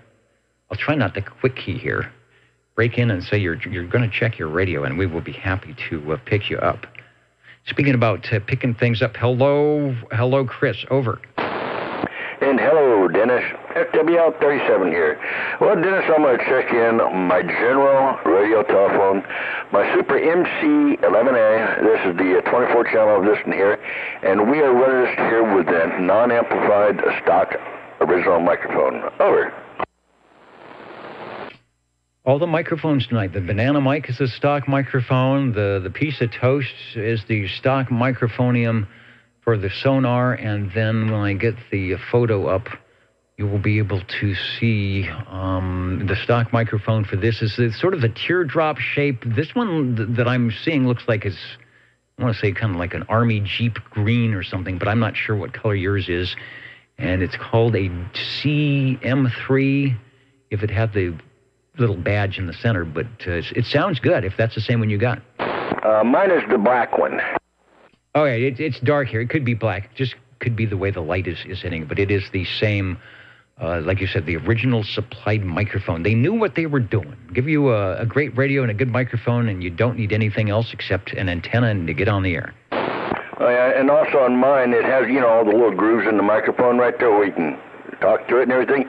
Behind it, it's got the gold mesh behind the, in front of the speaker part, but behind the black part here over.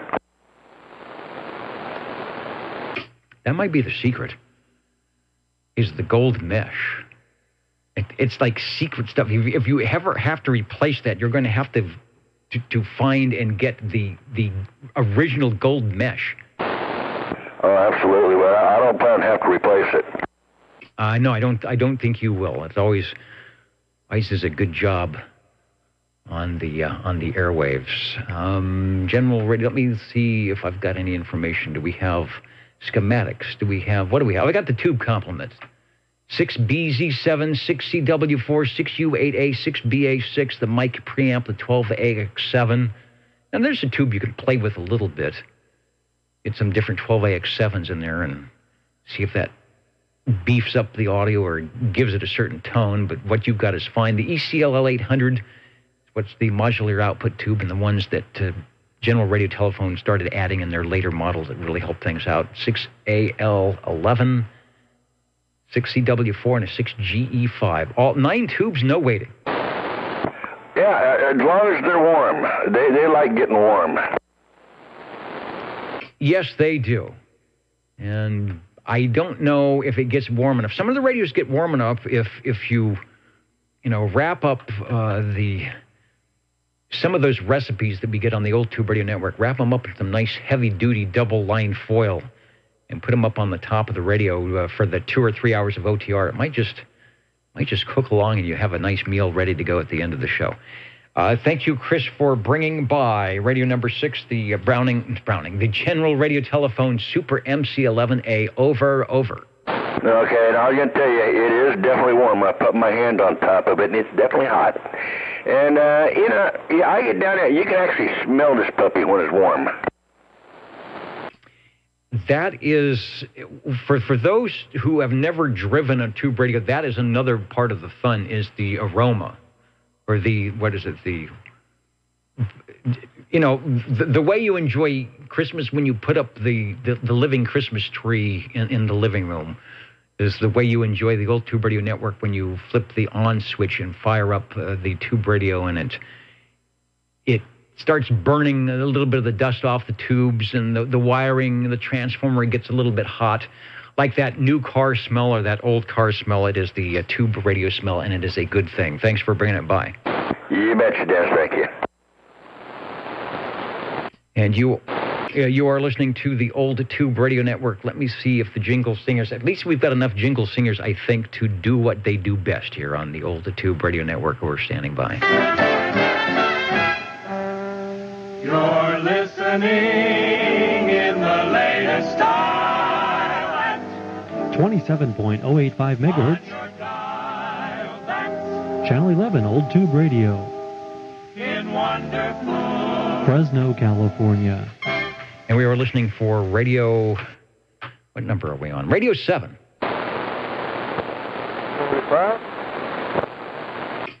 And I hear a North Fork station. Hello, Paul. Have you got me over? I'm not sure. Good job. Back to Capitol Hill. That's pretty good. Not doing the job. Back to another radio. Okay, I hear you, but it's weak. Sounds like it's trying to make connection. I might be on off frequency a little bit. If you want to give it a try, okay. If you want to try another radio, we will be listening over.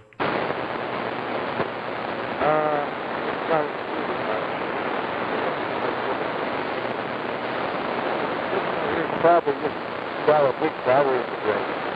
So, looks like that was going a little bit better, but not much. Can you hear me out? Yeah, that's a little bit better. I hear you now. Might be a little bit low on frequency, but I will get you dialed in. So if you want to give it let's give it a quick try since you've got it fired up. What have you got there? Over. Okay. Well, I did a little bit better this time too. My town and country car that I had in about 3 weeks ago, and it popped out of the air like this. It's my MC-27, Utica Town and Country. All right, the Utica Town and Country. Yeah, it is definitely trying. It seems like that the power might be low, the audio is there, and the Town and Country. And this is the MC-27, the MC-27, over. MC-27. All right, I'll bring a picture up because it's a very pretty radio. It's simple but cute, right? That's what we'll call it. Simple but cute. That's I was described like that once. Looks like it is 6 channels, and not too much going on there. But I hear you. Over.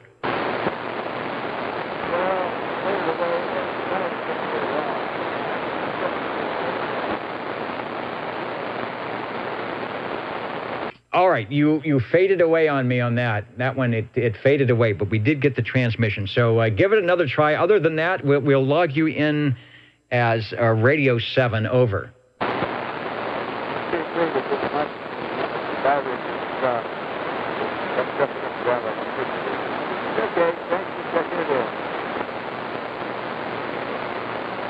Okay, it's there. A little low on frequency. And it does have audio. It just seems like the signal is weak, and then it'll jump down and it'll jump back up. But the audio is always there. It just needs a little bit more carrier. Town and Country, the Utica Town and Country MC-27 as Radio 7 here on the Old Tube Radio Network tonight.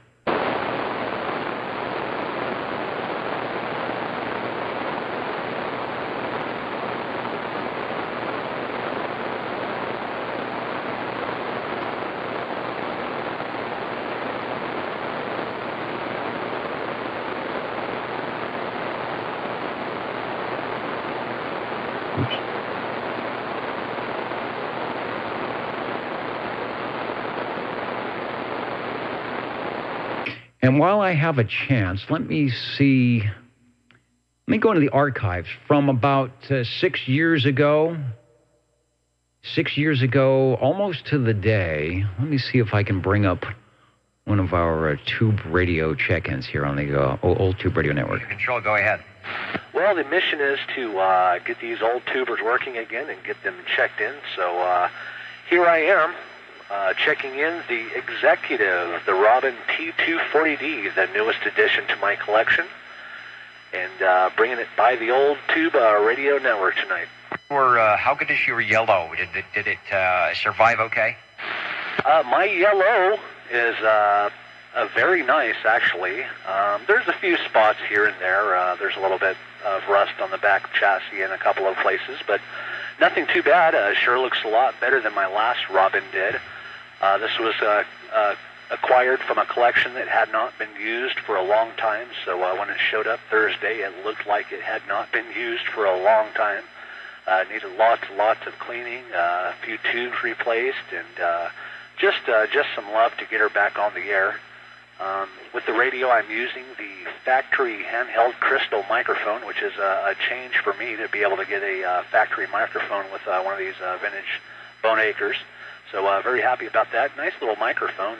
Fits very nicely in the hand and very well made. Matter of fact, whatever it's made out of, it almost looks like Bakelite, but I think it's a little too late for that to be true. But here she is, happy to have another one to sit right beside my green machine, and happy to bring her by here on a Saturday night. By the way, I hope you guys all have a great Easter, and I thank you very much, Dennis, for checking this one in for me tonight. All right, Brian, it's going to be Radio 14 at the top of the hour. And that was 2015. That was Radio 14 from Smitty, SWL 49 on the on the historical replay on the Robin T240D OTR, listening for radio number 8. Break OTR. And the break OTR, go ahead, please. Good evening, Dennis. We'd like to check in the Courier Royale. This evening we have the Courier BTM-4 solid-state preamplified microphonium going on. All right, the Courier Royale. There may have been another station out there. Don't go away. We will get right to you. Let me find the Royale. And you know what? I don't think, in fact, I'm pretty positive, I don't think I have a shot of that microphone. Tell us more about this microphonium that is probably as rare or even rarer than the radio. Over. I have not seen one other than this. I found it on eBay. Let's see, it's got the Courier logo on the side. Actually on the bottom, next to the red push-to-talk button, which is quite large, goes across the whole base of the microphone. Chorioid dynamic mic solid-state preamp BTM-4. Anyway, it's kind of, it's not oval. It's more of a square, an elongated square. Anyway, I've had it on the air before. I think the element's probably not in the best shape, or whatever's going on inside of here as to its age and how it works. But anyway, I do have the original brass and the plastic styrofoam that it came in. Okay, I'll have to see. I'll have to do a search. Somebody should have a picture of that. It has an interesting tone to it. Sort of what the banana microphones do for the Brownings, where it accentuates more of the mid-range frequencies. As that's what that's doing for that radio. And without a comparison of, say, here's the D104 and then here's the stock microphone, it'd be hard to tell, but not sure if that was, something that they generically had during that time period for the Courier 23s and this radio, or something before and after. But you say it's preamplified, so it's got to have a battery and items like that, unless the radio's not providing any power for it, right? The radio is not providing power. It does have a 9-volt battery inside of it. And we're just a little past halfway, and I'm probably a foot away from the microphone. So just for an on-air check, from 6 on the scale up to 7, there's 8, and who knows what the audio is doing along the way. But there it is, full scale, and it probably sounds like crap. All right. Well, it is not crisp. Bob Heil would not give you an articulation award on that. A question. One, is it, someone's asking, is it a handheld or a desk microphone? I don't remember if you mentioned that. The other thing would be, my suggestion would be to try, and this might answer a few questions if the element is not quite where it would be, where you would get within like 4 to 6 inches away from the microphone, and then you would probably end up having to turn it down a little bit and see if that changes the articulation a little bit. But at the moment, you may get it. You could get some 10.9s on your audio, even though it's nice and loud. All right, there's the situation you described with the microphone turned down half of what it was. Okay, the articulation is better, but the modulation percentage is now probably about 50%, so it needs to be louder somehow. All right, we'll just crank it up and leave it there. Okay, yeah, you got to be careful. When it cranks up, it starts getting the room noise, and you get what I call kind of reverberation. sort of mid-range reverberation that starts making the articulation a little hard. So I think somewhere in between where you are now and where you were, but it works. And obviously, since I'm responding to your questions and answers, I am hearing you fine. So it's one of those, and this happens a lot with the older radios. When everything is sitting there, not doing anything, it looks great and it's classic. When you turn it on, well, it still works, but maybe not quite as well as if you had the standard D104 or a Shure 444. But I think for checking in on Saturday evenings and for keeping things pure in the career sense, this will work just fine. Well, it hasn't failed me yet. It seems to work pretty good. I'll put it back down a notch or two and back off from the microphone.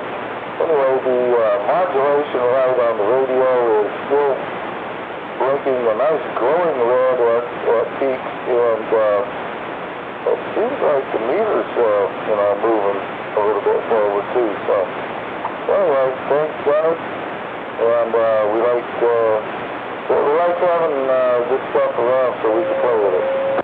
Okay, one question again before you go. Can you give me the model number again, and is it a desk or a handheld microphone? Over. Oh, it's a desk microphone one, and it is Bravo Tango Mike -4 is the model number.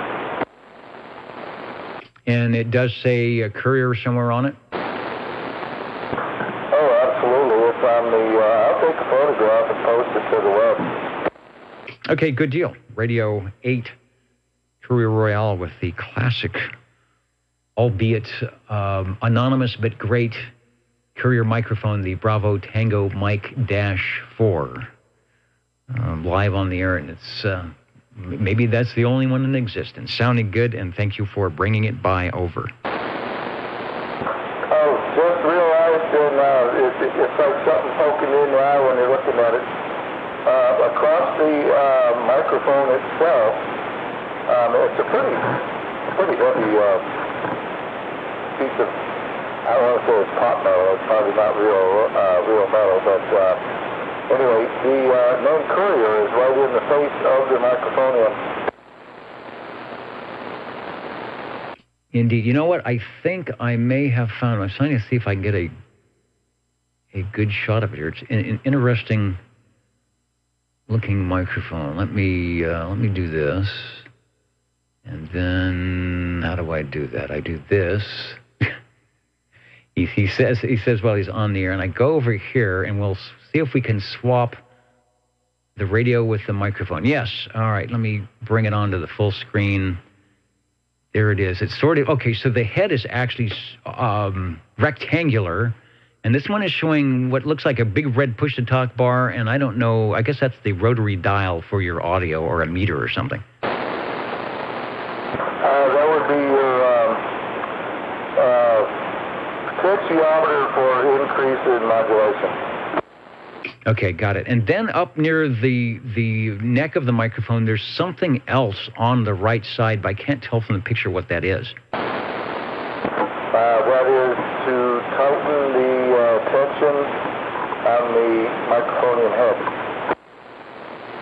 Does the head extend? I don't know if you're familiar with the 444, where you can actually extend the it telescopes up the neck. Does that one do that? Negative. It's about 6 inches, and I know exactly what you're talking about with the 444. I have a couple of those, and it's a pretty solid microphone. No, it looks solid. It's very different. That's why I was curious and glad I found a picture of it. Just kind of curious to see what it was, and very interesting. I just wonder if they had different. I see some other pictures, different versions of that, and I was trying to see if I could get a. Yeah, it definitely looks like it's late 60s. They call it the base station, the Courier base station microphone. And so it was probably offered with a lot of the things. I'm sure that was the microphone you wanted to get when you got that radio. Yeah, this thing popped up on eBay, gosh, years ago, probably right after I got this radio. And it was, compared to what prices are going for now, dirt cheap. Yeah, frequency response 100 to 8,000 hertz, output impedance 1,000 ohms. Interesting. Cardioid dynamic with 6 foot. With 6 foot extended, with the 6 foot extended coiled cord. And the one that I'm looking at here, at some point, they were wanting upwards of $150 for it if they shipped it to you. No, I didn't pay that for it. Yeah, costs more than the radio. That's what I'm thinking. It's probably hard to find one of those that's one in good condition and that actually works.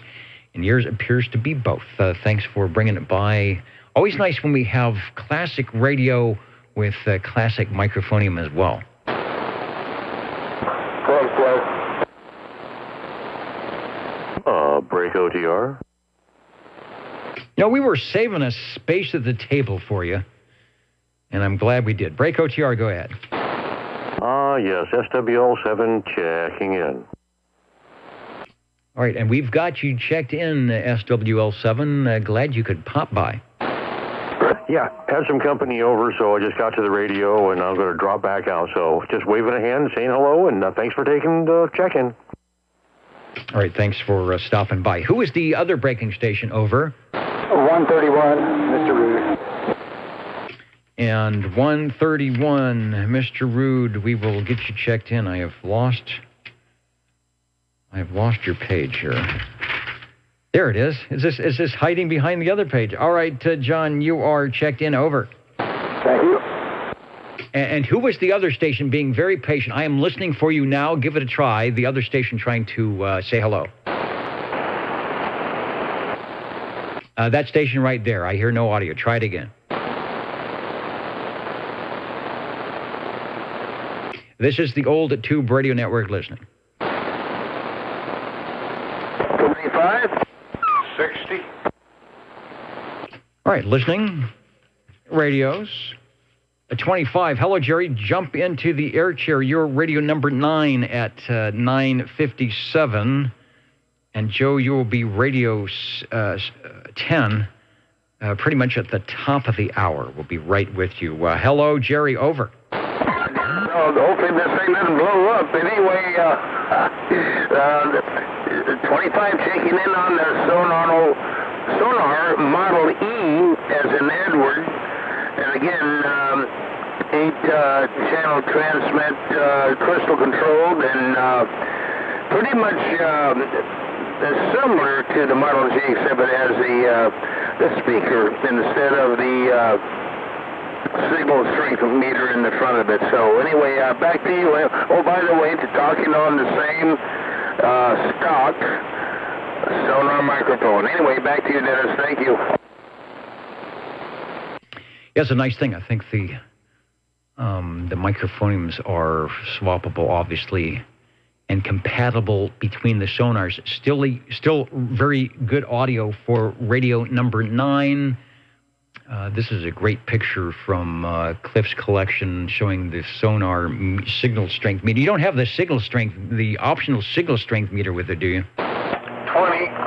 No, I do not. I have the green power light on, and then when I transmit, I have the ANT red light that shows me that something's going on when I talk. So I guess that's in lieu of the signal strength meter. Over.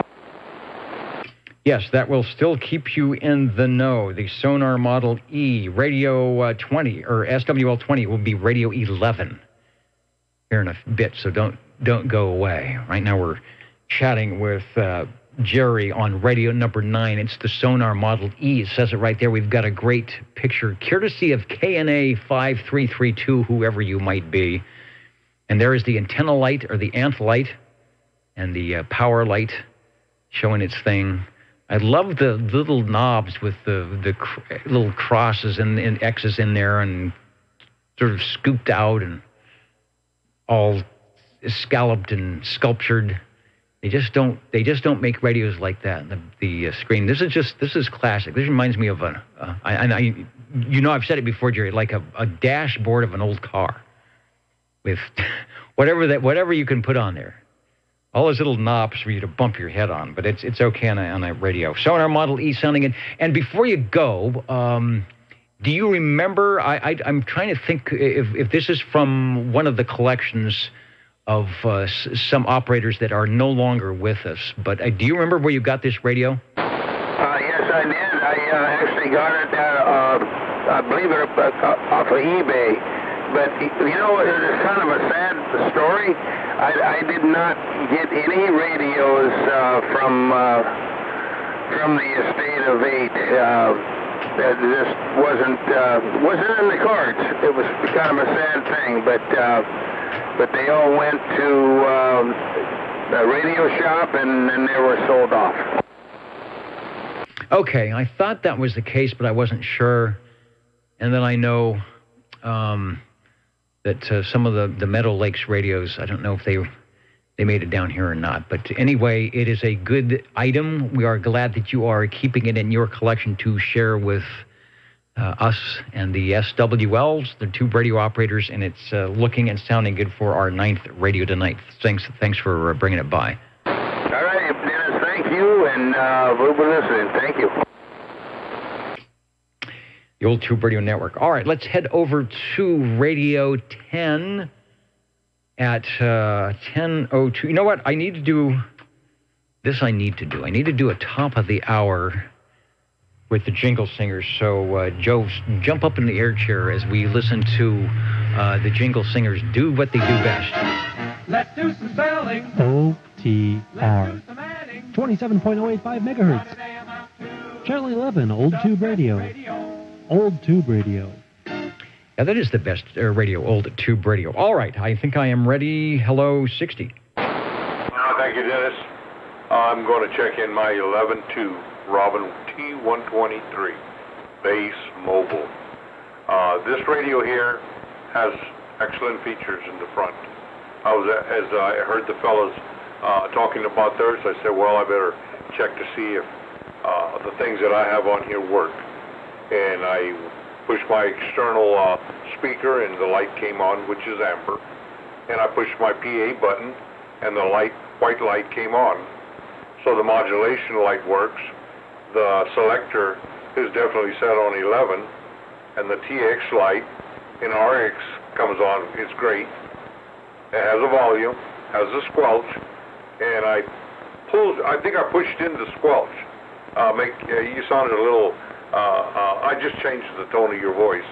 It also has a fine tune and an RF gain. And on the backside, which I don't really get into, has a tune and a load, a meter adjustment, and a jack for headphones.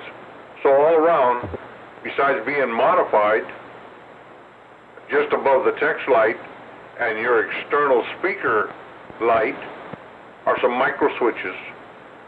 And if I was to go down with the first one and up with the second one and go to channel 1, I'd be on 26. And then from there it would give me about 10 extra channels. But this is the Robin 23 Citizens Band transceiver. The green machine, as it were? This is the green machine. All right, and the standard, give me just quickly the microphone you're using again. This is a D104 Lollipop, powered. All right, you've got it. You are getting, from our SWLs tonight who are listening, they're hearing the audio. And let me just restate how I do the audio. The receiver has an external audio jack. So I pipe the audio directly out of the receiver. It goes into... let's see, what is it? It goes into a mixer where I roll off all the super high frequencies and the super low frequencies that you wouldn't hear, just to get rid of that. And it goes into a noise gate compressor that is lightly tuned up, meaning that there's just a little bit of noise gating, and there's just a little bit of compressor to help with the sound card. It goes directly into the sound card and then out over the Universal Media Net web. So it is as true and as clear as audio as I can get to send out to not flavor the radio. So what I hear in my headphones is exactly what is going out. So people are getting, or if you're watching your playback, pretty much what you hear, of course it depends on the device you're listening on, but if you're listening on some good headphones or a speaker, you should pretty much hear what the net control me is hearing on my speaker. And so you are getting some comments on your radio tonight saying you've got it perfect. And I think what that means is, one, you're not overmodulated. It is clear. You've got good highs. You've got good lows. There's not room echo. So you're basically doing it right. So when you're listening to it, like a radio show, if you're listening to it just out of whatever device, it sounds as good as any broadcast quality. So you're doing it right. Oh, I appreciate that, Dennis. Doggone it. We spent a little time wiring this microphone to this radio. Tube radios, tube wiring is all new to me. Doggone it. We haven't messed with the back part of it, the tune and load section, and we haven't tried anything on the backside. We'll let that go for now. The only thing I did was zero out the meter from the backside, so when it comes on there, we have these readings here. But thank you for letting me check in my Robin T123B. Hey, I'm glad to be the guy who can sit here and say, yeah, I'm writing it down for radio number 10, the Robin T123 Bravo, produced for Robin, probably 1972 to 1976, 23 channels. What made that radio go away is they had the 40-channel version. Otherwise, no reason not to keep selling them. So they made a 40-channel version basically with the same radio, more stuff. 11 tubes. There is an operator's manual and a schematic. It appears at oldtuberadio.com. Thanks for bringing it by. Thanks, Dennis. Appreciate it. The Old Tube Radio Network. Let's talk to Radio 11 at 7 minutes after 10 o'clock Pacific Daylight Time during the live broadcast of the Old Tube Radio Network here on April 4th, Saturday, 2021. I'm not sure if you're listening to the archives or watching the video when you're watching, but this is something we do every Saturday evening beginning at 8 p.m. Pacific Time on Channel 11. Hello, Harvey. Over. What's today? April 3rd. I wrote down April 4th. I don't know why I keep doing that. So it is April 3rd. See, the SWLs, the tube radio operators, do keep me honest. Sitting in the air chair is not a given that just because you sit in the air chair that you know what you're talking about. Back to you. Okay. This is the usual Browning Golden Beagle there, R68T68 by Browning Lavatories. And I was napping through most of OTR, so I didn't hear much anything.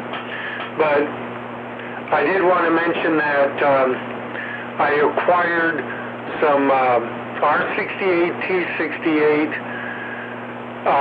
parts, a whole lot of Mark III parts, and a bunch of Mark IV parts.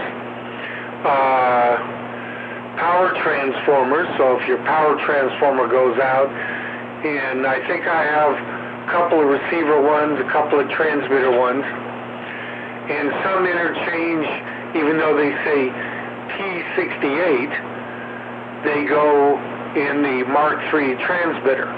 So there you go. Modulation transformers and lots of little hardware parts and a bunch of miscellaneous things. But one little kind of trivia thing I got, which is I kind of like, is off eBay I bought a station ID card that you would get from the FCC. the actual one that either they would send you or you got with your radio or whatever.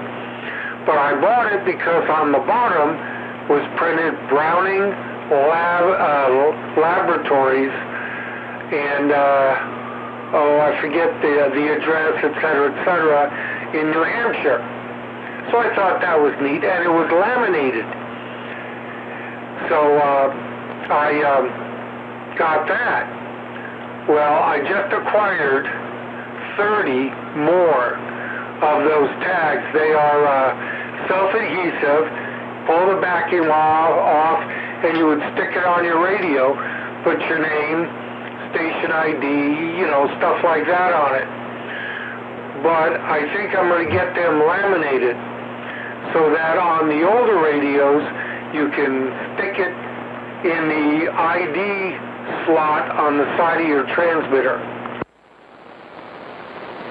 Ah, very cool. Definitely will want to see one of those. I'll have to get to you. I may be able to help you with the lamination. We actually have a laminating thing. I don't know what you call laminator. We have a machine where I work. So I don't know if I'll have to see if that's available, because you have to have the special packets and things to put them in. Get all those set up so that you can be, when the FCC comes in for your station inspection, you can show them that you are ready to go. Roger. For those who have got your COVID vaccination, at least one shot, they give you a little card. Well, that card is 3 inches by just a hair under 4. And that's the exact dimensions, because Cliff called me and said, guess what? And he got his. So it fits, the COVID card fits right in the card slot on the side of the transmitter. And that, I believe, is all the transmitters, at least from my compact that I have, it's got one, S23, 23S9, and Golden Eagle, all those. The compact, the S23, 23S9, S23, Golden Eagle. They discontinued it with the Mark III on up. But all those radios have that nice card slot. So these things can be laminated, and you can just slide them in. Plus, I think I'm going to just have a bunch of cardstock copies made anyway. So they won't be original, but you still have them, and they do say Browning Laboratories on them.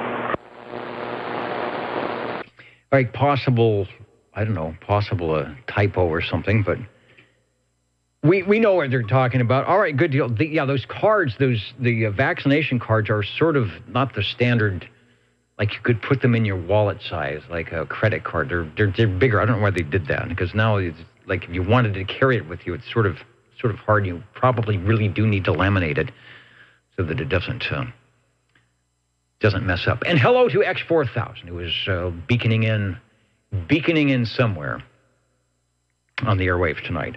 All right, well, I've got your the Browning, and you've got the cards, and I hope that you said you have the cards, right? It's not something that's going to be sent to you and it's not going to show up. So you've got everything and you're ready to go. Right. I've got one laminated one that I happen to have with me all the time because it's laminated. The other ones I keep in a safe place. I just got them about 4 or 5 days ago. There's 30 of them, I believe, and they're original, peel off the back, stick on the radio after you've written stuff on them. Or, let's see, what is it here? I've got it right here. Let's see. It's the original one from the FCC form 452-0. Put your station's call sign, your name, your location, you sign it, and you're supposed to put the date that this authorization expires. And then right below that, Browning Laboratories, Inc., O'Shea Industrial Park, Laconia, New Hampshire, 03246. Anyway, this guy happened to have it laminated, and he was selling it. And apparently it was the only one he had, and I grabbed it. And I was thinking of making copies of it. But I haven't had time to do that. I mean, I can make photocopies on it on maybe some cardstock. I could do that, or have it professionally done so it looks right. But that wouldn't be actually original, but it's close. So now that I have these 30, I'm going to keep a few, get them laminated, keep a few, and then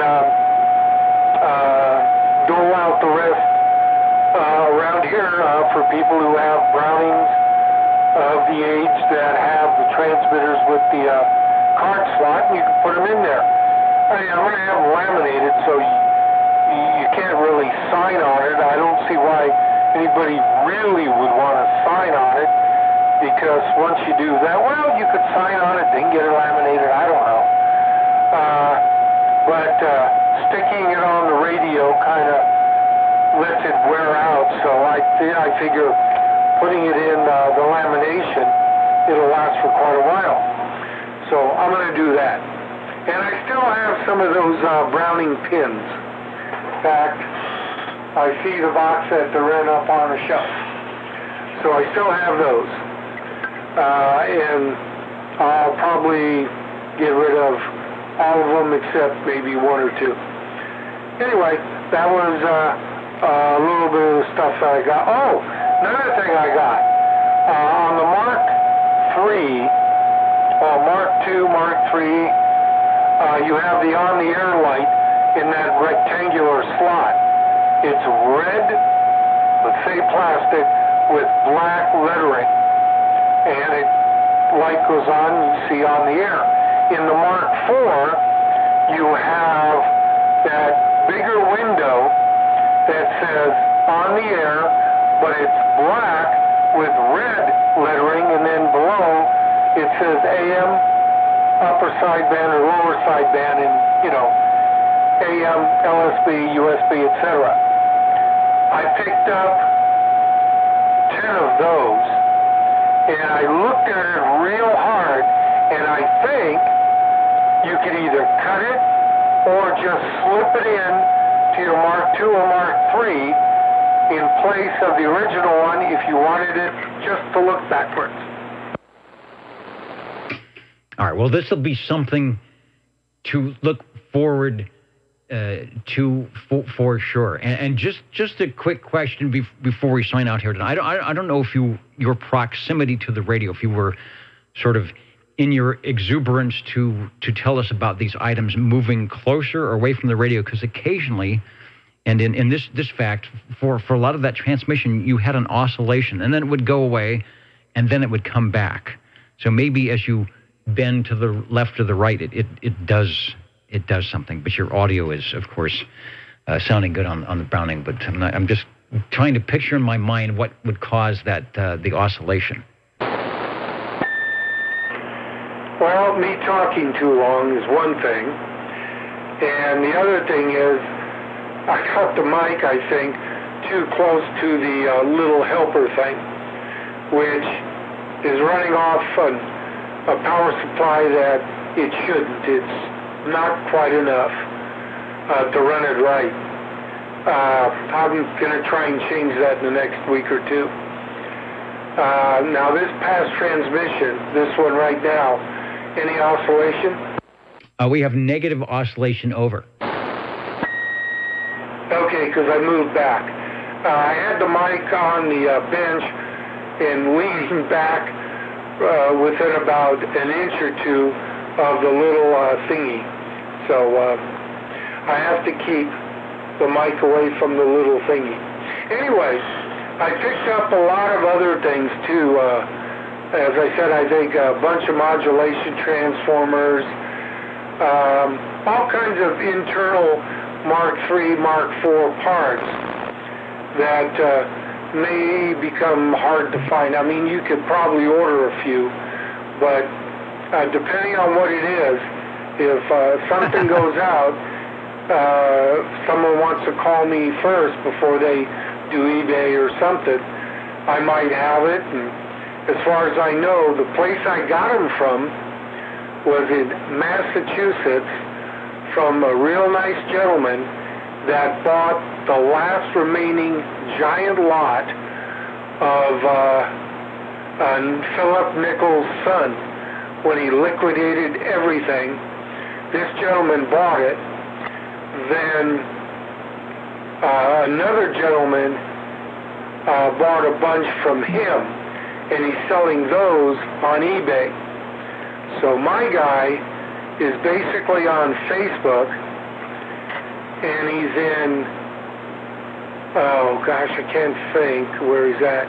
He's in Massachusetts. The city name is starts with a W. The other guy is from Framingham, Massachusetts. He's selling a bunch that he bought from the guy I'm dealing with. Anyway, I think he's pretty much out of stuff, but anything he finds, he calls me first, and he actually calls me. We talked on the phone for the past maybe 6-8 months. It's real nice. Anyway, so I picked up a lot of Browning trivia. In fact, I've got a set of tools that, according to Nichols' son, were used in the factory to work on radios. I have 5 or 6 little screwdriver tools that he said they used in the factory, so I've got those. Anyway, other stuff also. All right, good. We'll make note of that, and I hope that those stations, those people can jump into OTR sometime and listen in. They would probably enjoy all the radios that stop by. Massachusetts has a really good old buzzard AM contingent. I talked to a lot of the stations running probably 10-meter AM, which you should get into, Harvey. Your old buzzard transmissions will work well on 75 and 10-meter AM. We hope to get you up there during the upcoming sunspot cycle. And you're probably thinking of it's at Worcester, Mass. There was an AM station I used to talk to there, and Framingham, Massachusetts. There's a guy I talked to there all the time on AM. So coming from a good spot. All right, let me go back to you quickly to see if there's any other items. But thanks so much for keeping the parts depot open so that we had a very good explanation of how you saved the Browning Mark III SSB that checked in earlier from a certain calamity with all the mods. But I'll go back to you quickly, and then I want to see if there's anything else and then sign off here tonight. But again, thanks for all that you do for that has kept a lot of the stations that we've been hearing on the old Tube Radio Network on for the longest of time over.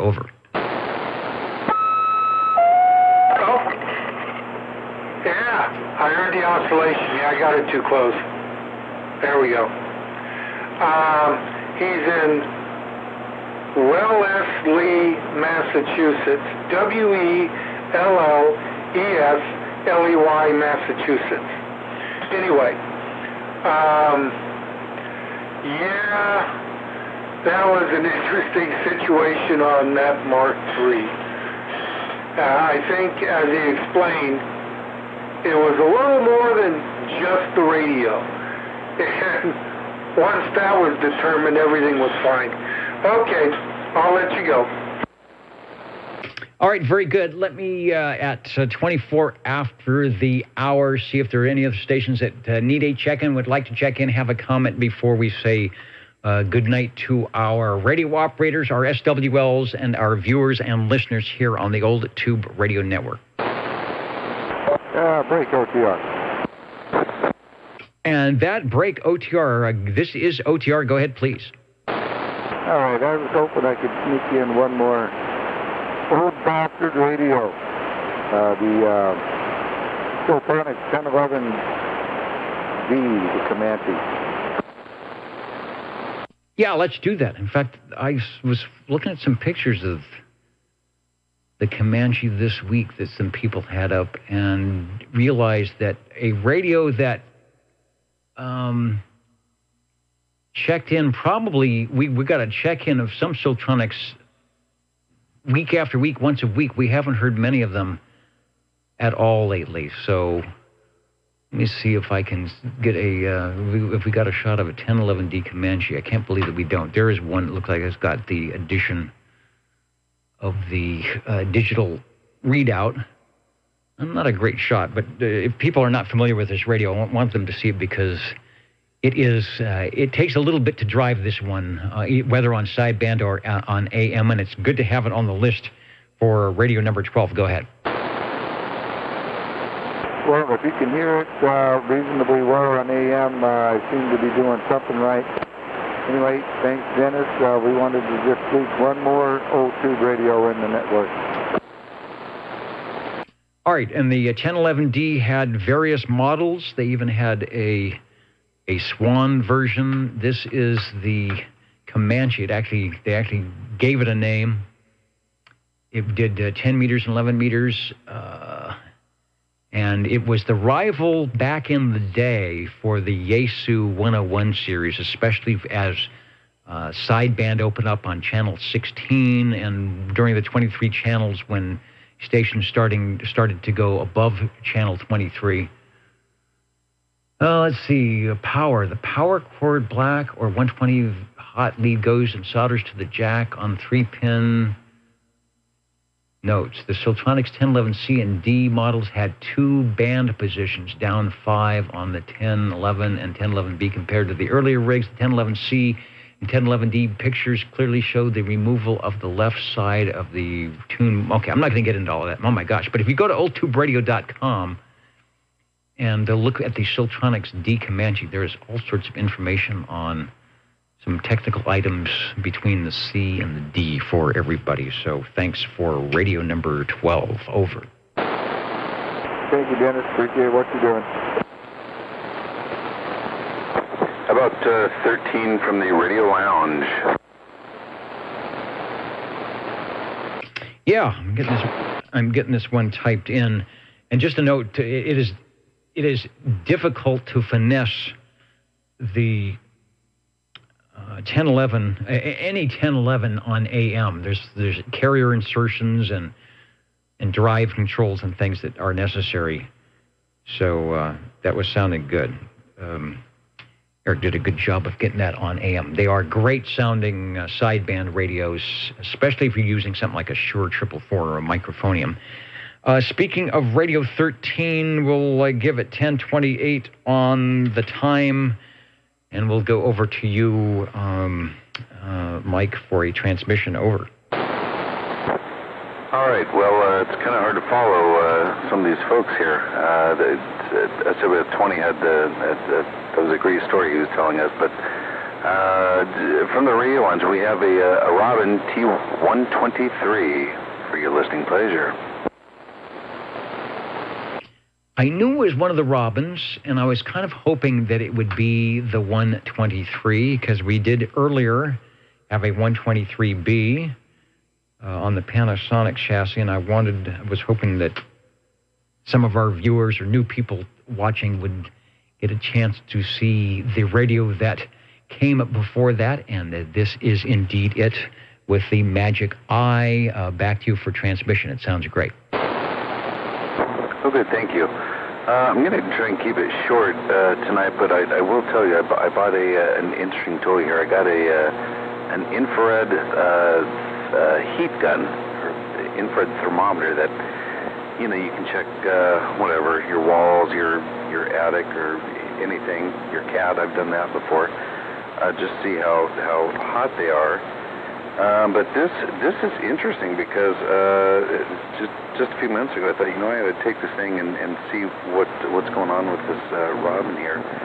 And there are parts of the top of this radio that get up to almost 170 degrees. I'm kind of aiming it on the top of the cage, kind of front towards the right. And it looks like it's bouncing back and forth between, it depends on where I put it.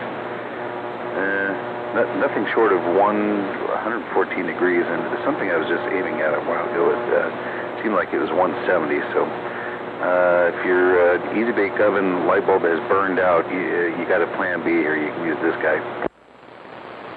Yes, indeed, and they run hot. I will have to check. There's on the comments page on the video, if you scroll up and down the right way, there is a recipe that was given out tonight from SWL10 Chrissy. There's been a couple of them, but tonight is the potato recipe, and I'll have to see if it's possible to actually bake that, to actually create that once it's all the tasty ingredients are into the double-sealed extra heavy-duty foil, and perhaps one's typical old tube radio during the length of the program here would be able to get that nice and cooked and tasty to be consumed at the end of the net. Radio 13, the Robin T123, and as one of our listeners, it's 23 Skidoo says, I spy a magic eye, and indeed we do. Over. Oh, yes, magic eye is great. I think it kind of matches, we're dealing with some special effects here. I think that show I was alluding to a couple hours ago, of course, with the Ten Commandments in it, looks like the infamous fog is going to start coming in here to start, I think, killing some poor children. But the fog was always kind of a crowd pleaser over here when my kids were young, or at least it was a crowd pleaser for myself. To be honest, I think the magic eye on this particular radio, I think it wins first prize for the special effects awards. But anyways, on that, I'm going to send it back to you. Thanks for letting me check it in, and appreciate it. 73. All right, thanks for bringing it by.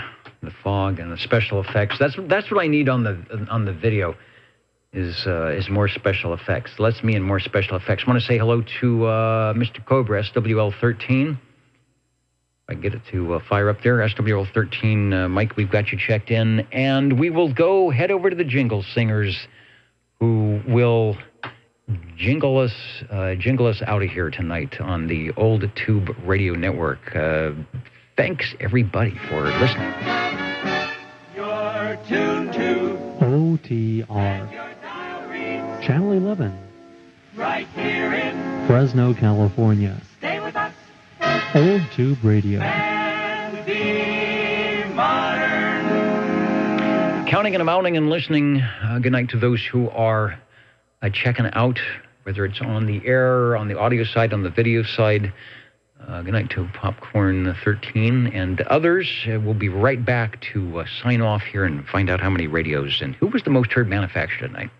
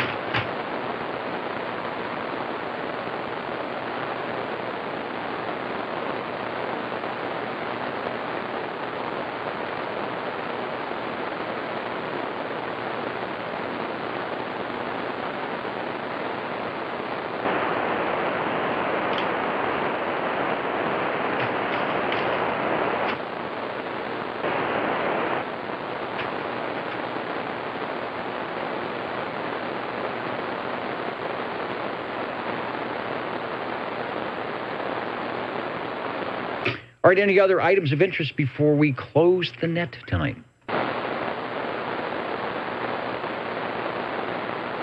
And before I do it, Christy, I think has a question for me. I am listening. I am listening to see if I need to respond to something, or perhaps it's perhaps wipe with that stuff off your mouth or something. I don't know. Anyway, I am listening, and I will check the recipe. I always have to go through and to check out the comments and say, I missed that one. I didn't comment on that. So as I do, I will. I've got my, where are they? I've got my card. There it is, my card to write down the recipe here. These are not 3x5. They're 5x7, 4x8 or something. They're pretty big, and they're ready to do what they need to do. Where are those? Where are those jingle singers when you need it? They are just having too much of a good time here tonight. Plus my other meter isn't showing up. All right, so let's do the totals and get out of here. This is the Old Tube Radio Network. Ladies and gentlemen, stand by. It's time now for the current OTR totals. Current and final Tube Radio totals tonight. 15 SWL check-ins on page 1. And this is the end of the 8-week roster, so Bozo Control will be tallying up the results here. We should be, those with perfect attendance will get thrown in the little bin to be chosen to see who will be our 00 for the next 8 weeks. We might have some openings for SWL numbers, too. The list is getting pretty filled up. 15 check-ins on page 120 on page 2, 14 on page 3, and is that right? 26 on page 4, for a total of 75 tonight. Not bad. And then radios, we had 13 total. The most heard manufacturer. Well, let's see. We had a big tie for second place. We had 2 Sonars and 2 Robins. And was there more? And then 3. Okay, 3 Brownings. So the Brownings snuck in there, as they often do, with 3. But we like to hear everything, even if it's just a one-time radio. I'm waiting for that one tube wonder to check in, somebody's homebrew radio. We've have the unknown radio and the bullet hole special, and I'm sure somebody's going to build a homebrew whatever. Let's see. What am I doing? I got to read the radios and get out of here. I'm not taking a nap. Harvey, I cannot take a nap just yet. And so we have to watch the replay here on the video to see what you missed. Radio number 1 tonight, Paul on the Buddy Bass, the RC11B, TX11B from Marina Communications. It's easy for you to say. Radio number 2, Cliff on the Browning Golden Eagle Mark III SSB, and I think we determined that the banana microphonium just had a little bit more, cinnamon flavor to add to the mix. Radio number 3, Jerry on the Sonar Model G. Boy, those are loud radios. For not a 23-channel radio. That would be a good one to find. Maybe that's a sleeper radio for sure. Radio number 4, Joe on the E.F. Johnson Messenger 223. Always sounds good. The Browning Eagle R27 S23 combination from Eric was Radio 5. Radio 6, Chris on the General Radio Telephone Super MC11A. And then Radio 7, Paul in Utica Town and Country. I think I can. It made it. It's on there. Hopefully it will sound a little bit better the next time it comes on, but the MC27 on our archives. Radio number 8, Eric on the Courier Royale with the Courier BTM4 microphonium. Classic microphone on a classic radio. That's a good thing. I noticed my asymmetrical modulation isn't quite what it was this week as it was last week. I think I've got a bad match that's messing things up, but hopefully you can hear me.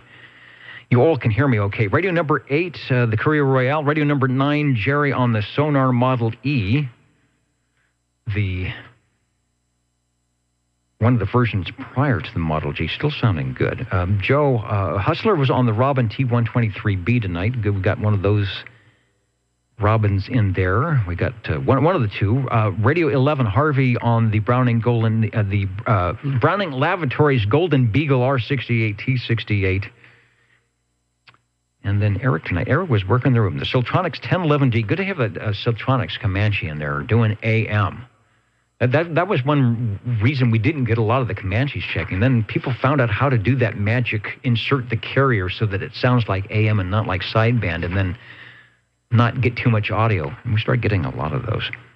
So good to have one back. And then the Robin T123 from Mike. Good to hear that. So thanks, everybody. The Old Tube Radio Network. Have a great day tomorrow. I'm going to probably be finding Easter eggs all throughout the green room and out in the carport and wherever we're hiding them tonight. So hopefully we'll get all that taken care of. And I guess the one good thing is I get the leftovers from the green room. So I'm never wanting for something to eat on Sunday evenings. Good night to everybody. Oh, and there is Brian jumping in quickly. Mr. KUH, the mighty KUH. Hello. I guess I should say hello and goodbye as he's up late. Maybe you're out contesting. Oh, speaking of which, let me bring up let's see, it's one of these controls here on the HF radio and see what's going on. 40 meters was great a couple hours ago.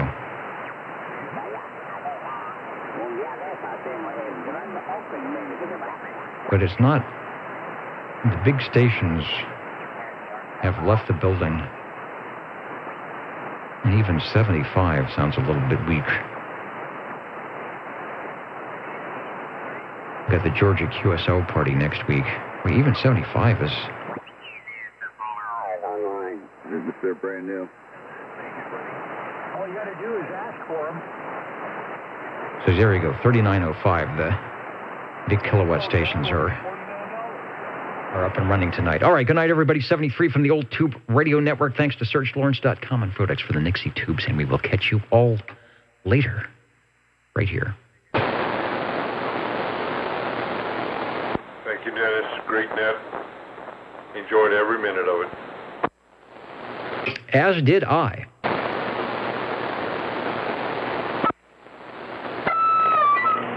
Me too, even though I snored through most of it. Yeah, well, catch us on the replay, won't you? You betcha. Okay, catch you next week. Thanks for the net, Dennis, and 7-3. Okay, I'm gonna get my card and check out the potato recipe. Perfect for the top of your Old Tube radio.